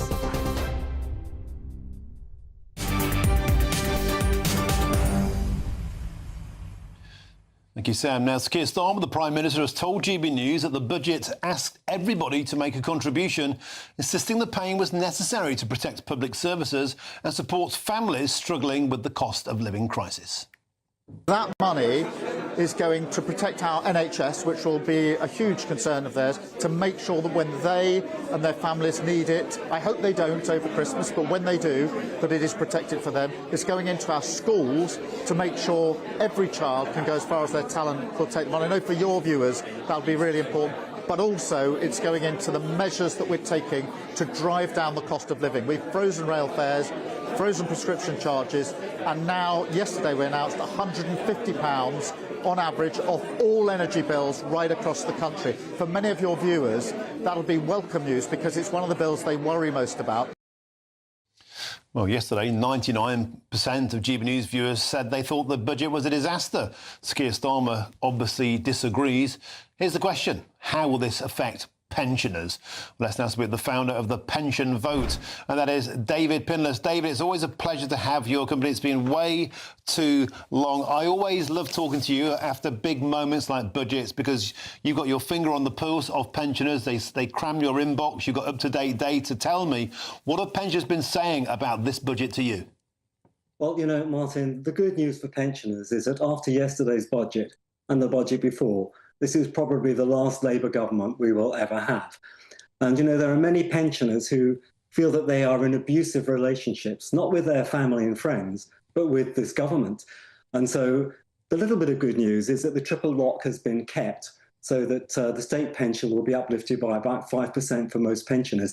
But if I can put that in context, the way your typical pensioner viewing your show right now might see it, is that unlike universal credit or child benefit, state pension is something we have paid into for all of our lives.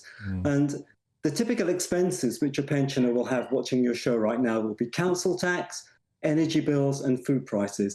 Before the general election, we were told that council tax would not go up. Mine went up by 11%. We were told that energy prices would come down by £300. They have all gone up. Food price inflation official food price inflation currently stands at about 5%. My personal food price inflation must be around double that. And I bet you, Martin, there are many of your viewers watching right now who will say, yes, mine as well, Now, we've also got increased income tax on interest earned from savings, which will affect many pensioners. And we have the new mansion tax. Probably won't affect very many pensioners, but it really should be called an envy tax. And if I could just take a moment, Martin, to perhaps point your viewers, whether they're pensioners or not, to the homepage of the Pensioner Vote. You'll see a link there to a government website, which shows that Keir Starmer has his very own piece of legislation where he is named, where his pension rights are more favourable for him than they are for the rest of us. There's another link to a page for MPs' expenses. And you'll see that Liz Kendall, I take her as an example. She was formerly the Secretary of State for Work and Pensions. She has been claiming money for energy bills on her second home, and we, the taxpayer, are paying for that. And there's yet another link to an article where Lucy Powell, who is now the deputy leader of the Labour Party, said that if they didn't axe the winter fuel payment after the last general election, there would be a run on the pound. Now, of course, they're about to spaff away $6 billion on extra benefits. I would like to ask her, does she retract what she said about there being a run on the pound? Because surely, with 4 times as much being spent on benefits now, OK, David. There will be a run on the pound. And no wonder David, can I just interject? We only have a quick moment left, because I know that you keep a running tally of people's voting intentions also on the pensionervote.com. What's that telling us today, the day after that budget? OK, well, what it's telling us today is that at the general election, 36% of our members voted Labour. Now, only 14% say they would vote Labour if there were a general election tomorrow. Again, at the general election, 25% of our members voted Conservative. If there were a general election tomorrow, it would be 16%. However, with Reform, general election, 15% of our members voted for Reform. If there were a general election tomorrow, 45% say they would vote for Reform. That's quite the turnaround of affairs. It really, really is. And it makes you wonder if successive governments have just been not listening to pensioners for long enough. David Pinless, I always appreciate your honesty. Have people been saying to you specifically overnight, have you got anything in your inbox about how concerned people are feeling? Do you have a quick couple of those? I'd always love to hear them. Yeah, sure. OK, well, I've got one here. Helen says, I received the basic state pension, and I also have interest income from money I have saved all my life for my retirement. Not only is inflation eating away at my savings, I will now have to pay a higher rate of income tax on my interest income. This is simply unfair. Miriam says, I still receive the winter fuel payment, but nevertheless, I have chosen to eat rather than to spend money on heating. I shop very judiciously, but there simply isn't enough money left to pay for my oil-fired central heating. I sit with my electric fire on next to me, and I turn it off whenever I leave the room. David Pinless, it always really chokes me listening to those messages, how people have to make those stark choices, but keep shining a light on it, keep doing the work you do. God bless you, and thanks for joining us today on the show. That's the founder of the Pensioner Vote, David Pinless. Thank you very, very much indeed. I'll play more to come throughout the rest of the show, but for now, if you're travelling home from work or from school, please stay safe. Here is your traffic and your travel update, and I'll see you soon. Good afternoon. This is the latest AI travel news from GBNews.com. Road users should exercise caution due to high winds on the M90 Friarton Bridge.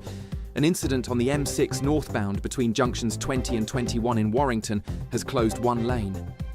Expect a 40-minute delay on the A14 westbound due to an overturned vehicle. Slow-moving traffic with 20-minute delays on the A2 westbound between the M25 and the A2018. A collision on the A38 eastbound in Cornwall has left all lanes closed. And on the trains, Avanti West Coast and London North Western Railway face disruptions between Rugby and Northampton, as well as London Euston. For more travel news, go to gbnews.com.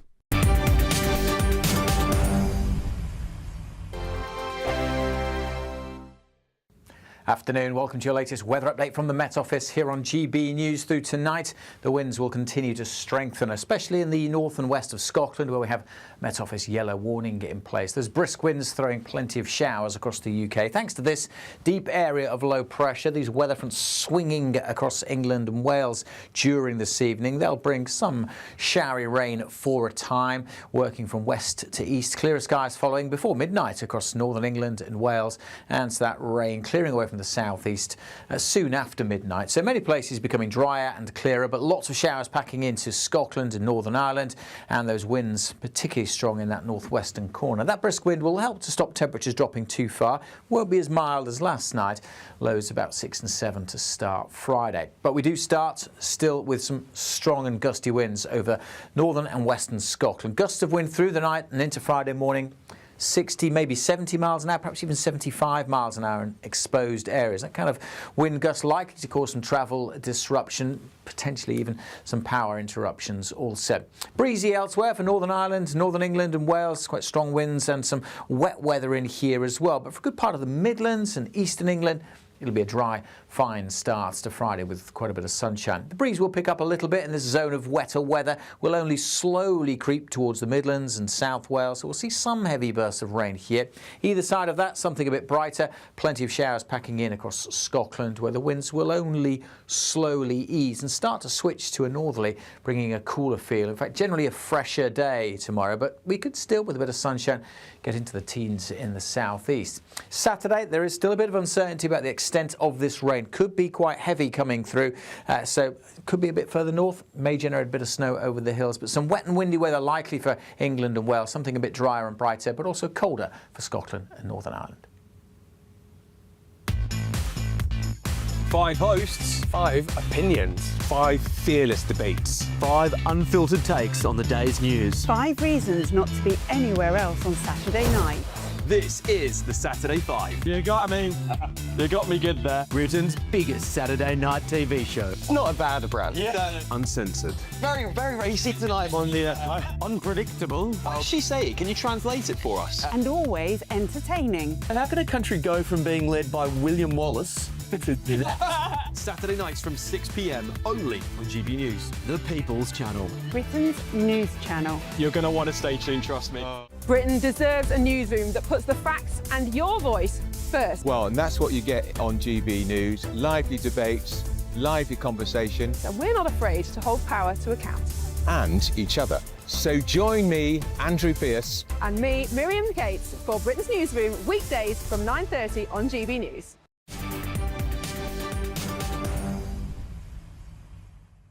It's 5:42 now. Police in America have confirmed that the shooting just yards from the White House was a targeted terror attack.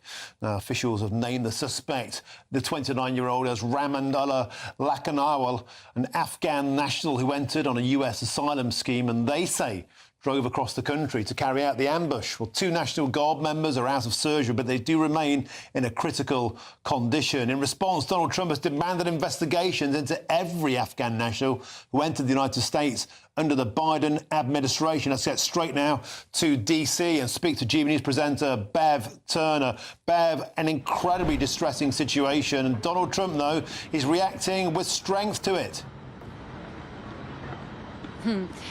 So what really strikes you, Martin, when occasions like this happen when you're in America is the rhetoric that comes from the politicians is one of strength and absolute defiance and wanting answers. I'm right here, actually, on the site of the crime of yesterday. This is on the junction of 17th Street and I. The White House is about 500 yards that way. GB News' offices about 300 yards in that direction. As you can see this morning, people have left flowers and the American flag. Now, it's a chilly 5 degrees here today. It's Thanksgiving, of course, so the roads and the streets are quiet and the businesses are closed. Yesterday, it was an unusually balmy 22 degrees here in DC. Everybody was going around their business. And what we now know, Martin, as you said, is that the perpetrator came around this corner behind me where the National Guard were just walking around their day, and the tragedy of the ages in particular of these victims, 20-year-old Sarah Beckstrom and 24-year-old Andrew Wolfe. Now, the National Guard is a very visible presence here on the streets of DC since President Trump introduced them in order to cut down on crime, and they are in full army fatigues. They are carrying guns. It is very clear who they are, and that is why the authorities were able to establish very quickly that this was a targeted attack.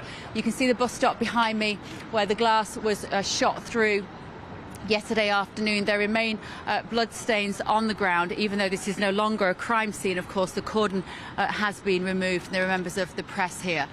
And what started yesterday, obviously, as a criminal situation, has morphed into something much more political.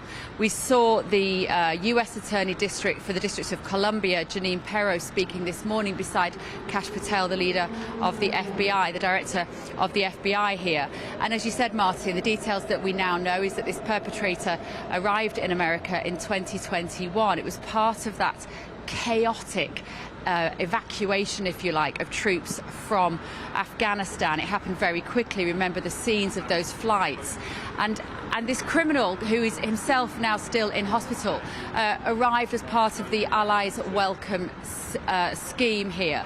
And so there are many questions to be asked, actually. They're describing him as being unvetted, but of course, as part of that process, he would have to some degree have been vetted.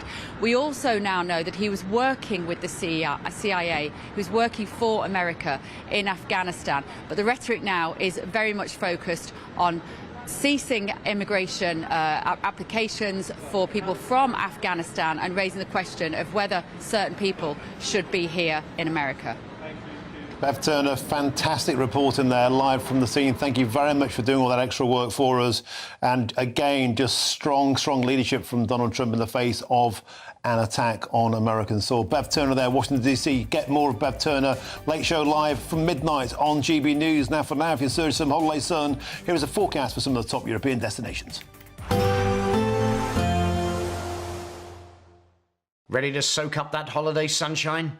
Won't we need some cover? No worries. All sorted. All Clear Travel Insurance sponsors GB News Travel Destinations Forecast.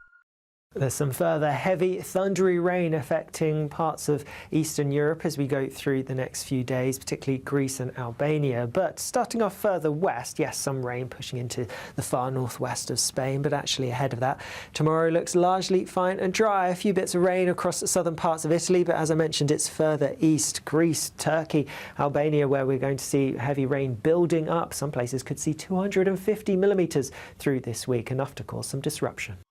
All Clear Travel Insurance sponsors GB News Travel Destinations Forecast. Britain was once the envy of the world. But look around. A nation that no longer knows what it is or where it's going. A country that's broken. How do we fix Britain? How do we bring it back? Friday night with Matt Goodwin at 8 p.m. only on GB News.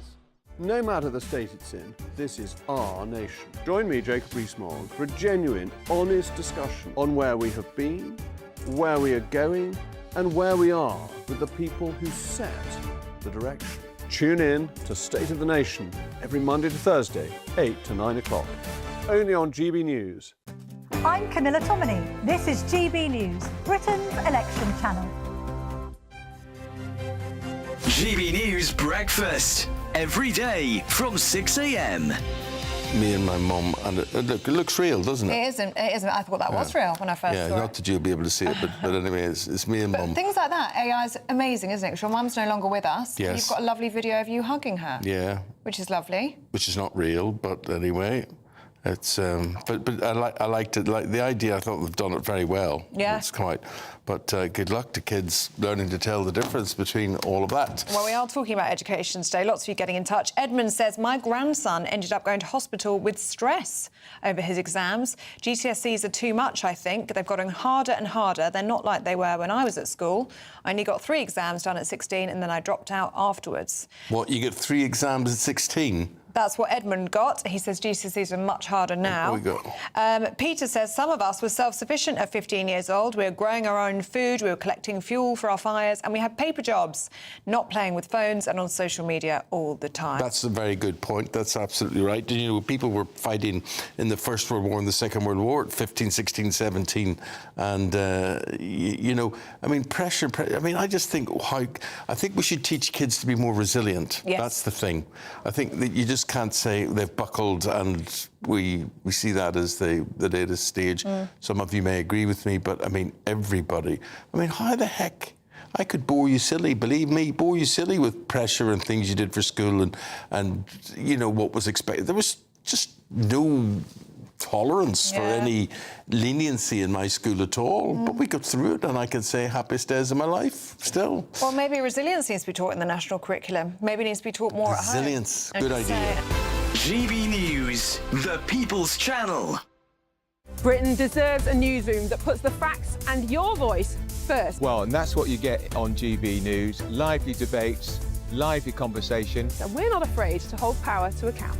And each other. So join me, Andrew Pierce. And me, Miriam Cates, for Britain's Newsroom, weekdays from 9:30 on GB News.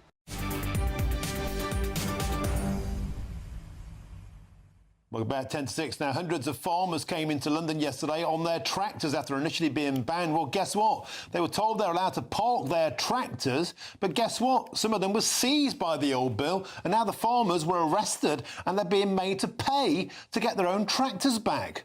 Let's now speak with the farmer Taryn Lee, who's organised a fundraiser to try and get the dosh to get those tractors back. Taryn, tell us all about it.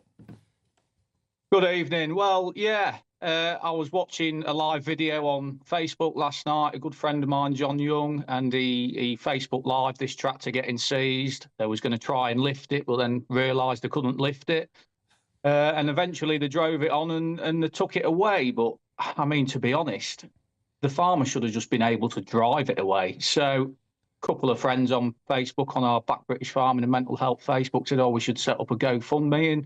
And that's what we've done, and it's been absolutely astonishing, the amount raised.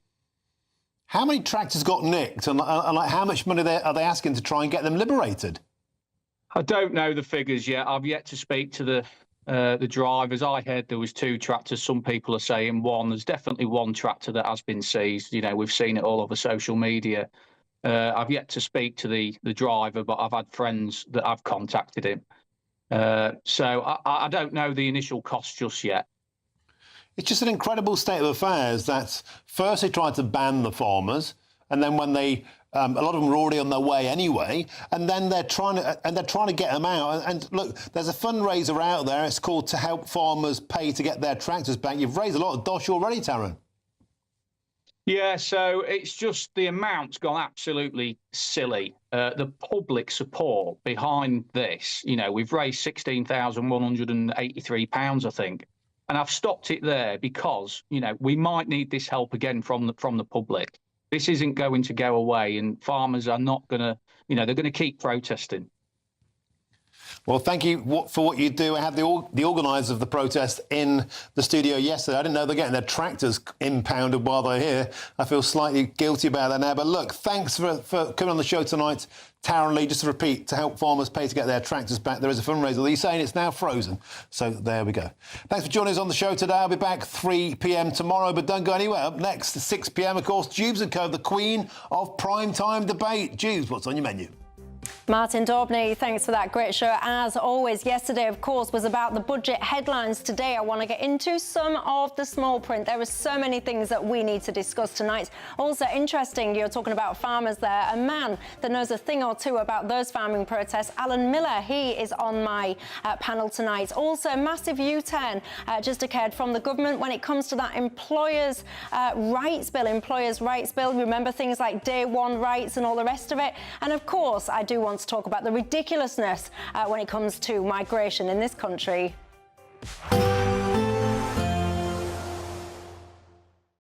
Today, clouds overhead, total zen within.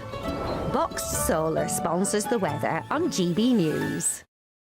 Good evening. Yes, it's time for your latest weather update from the Met Office here on GB News. The showers moving through overnight, many places becoming clear by dawn, but some very strong winds, particularly in the north and the west. We do have a Met Office yellow warning in place across northern and western Scotland. From this area of low pressure, moving to the north of Scotland, but the isobars really squidging together. Very strong gusts coming in here, 50, 60, maybe 70 miles an hour, perhaps even 75 in exposed parts. Could cause some disruption. Blowing in plenty of showers for northern Scotland and Northern Ireland. Showery rain for England and Wales at the moment, but that all clears through. Many places become dry and clear by dawn. Temperatures dropping to about 6-7 Celsius in most towns and cities, a little lower in the countryside, but generally not quite as mild as it was last night. It is going to be very windy, though, tonight, particularly, as I mentioned, across northern and western Scotland, where we have a Met Office yellow warning in place. The kind of gusts we're talking about likely to cause some travel disruption, perhaps also maybe some power interruptions as the showers move through, maybe a little bit of snow over the hills. Could be a wet start for parts of northwest England, north and west Wales, this zone of showery rain moving in as we head towards dawn. But further east and further south, many places start Friday with some blue skies and some sunshine. But it will cloud over across northeast England, the Midlands, with this showery zone working its way into South Wales too. Some heavy bursts possible, ending up across southwest England later. Lots of showers still packing into western Scotland and Northern Ireland. The wind's easing a touch, but still quite a blustery day and a colder feel for most, although we could still get up to a pretty mild 13 degrees across the southeast.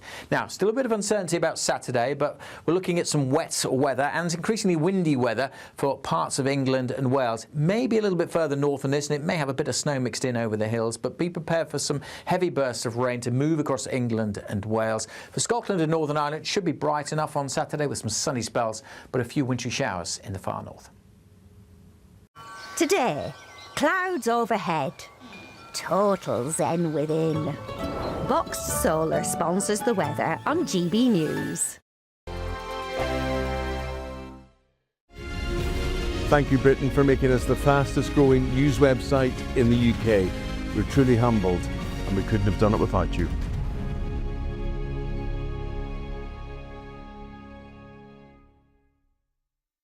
Good evening. This is the latest AI travel news from GBNews.com. Drivers should be cautious on the M90 Friarton Bridge due to high winds. The westbound M4 is congested between junctions 39 and 43. North Lincolnshire's M180 has a collision westbound between junctions 5 and 4, closing 2 lanes. In Nottinghamshire, the M1 northbound between junctions 25 and 26 has 3 lanes closed due to a collision. The M3 westbound slip at junction 9 in Hampshire has a lane closure. All eastbound lanes of the A38 in Cornwall are closed. And on the trains, major disruption affects Avanti West Coast between Rugby and London Euston. For more travel news, go to gbnews.com. It's the final week to see how you can enjoy Christmas on us. First, we'll give you an incredible £30,000 in tax-free cash. Then we'll give you a further £10,000 cash to spend on all your Christmas presents, even the tree. Christmas lunch, that's on us too, with £1,000 in shopping vouchers to spend at your favourite supermarket. Finally, a GB News Christmas goodie bag. For another chance to win, text WIN to 63225. One entry costs £2.50 plus one standard network rate message. Or text BONUS to 63225. 5 entries cost £5 plus 1 standard network rate message. Go to gbnews.com/win. Entries start at £2.50. Call 0903 686 3232. Calls cost £2.50 plus your network access charge. Or post your name and number to GB17 PO Box 8690 Derby DE1 9TT. UK only. Entrance must be 18 or over. Lines close at 4 p.m. on the 28th of November. Please check the closing time if listening or watching on demand. Good luck. Bold. They are under no illusion. Ray. Are you a human trafficker? Boundless. I've had enough of the nonsense, and I'm not afraid to say it. Don't get this on the BBC. Every weeknight, I tear through the headlines. The smell of gasoline. Should we be worried about it? From Westminster madness to cultural war chaos. What I'm going to do now is they are throwing things up the car as we speak. Get ready, Britain. Here we go. Patrick Christie's tonight, weeknights from 9 p.m. only on GB News, Britain's news channel. Hi, I'm Michelle Dewberry, and my show is your opportunity to cut through all the noise and dive in headfirst to some robust debates. Ideas clash. Situation, isn't it? No, because the failure is you're deliberately avoiding my point. Nothing's held back, And if you think this is the end of it, wait for more. and we do not shy away from the difficult stuff. Sometimes I want to shake people and say, if only you understood. So join me on Dubes & Co. weeknights at 6 p.m. only on GB News, Britain's news channel.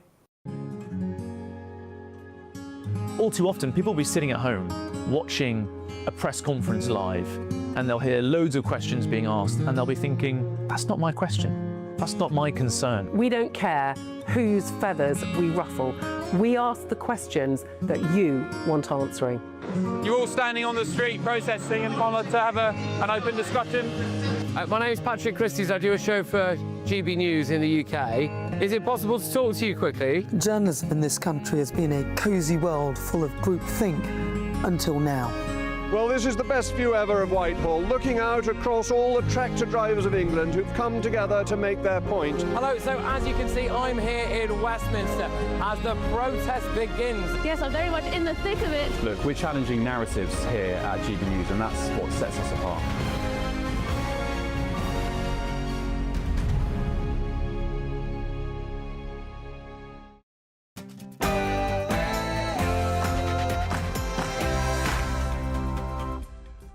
Hello there, it's 6 o'clock. I'm Michelle Dewberry, and this is Dubes & Co. Well, yesterday, of course, we had the headlines of the budgets, and today it's time then for the small print. Mind-blowing spending on asylum, a small fortune when it comes to digital ID, hospitality firms battered, and I also want to look closer at the paper mile on electric vehicles. That is just to name a few.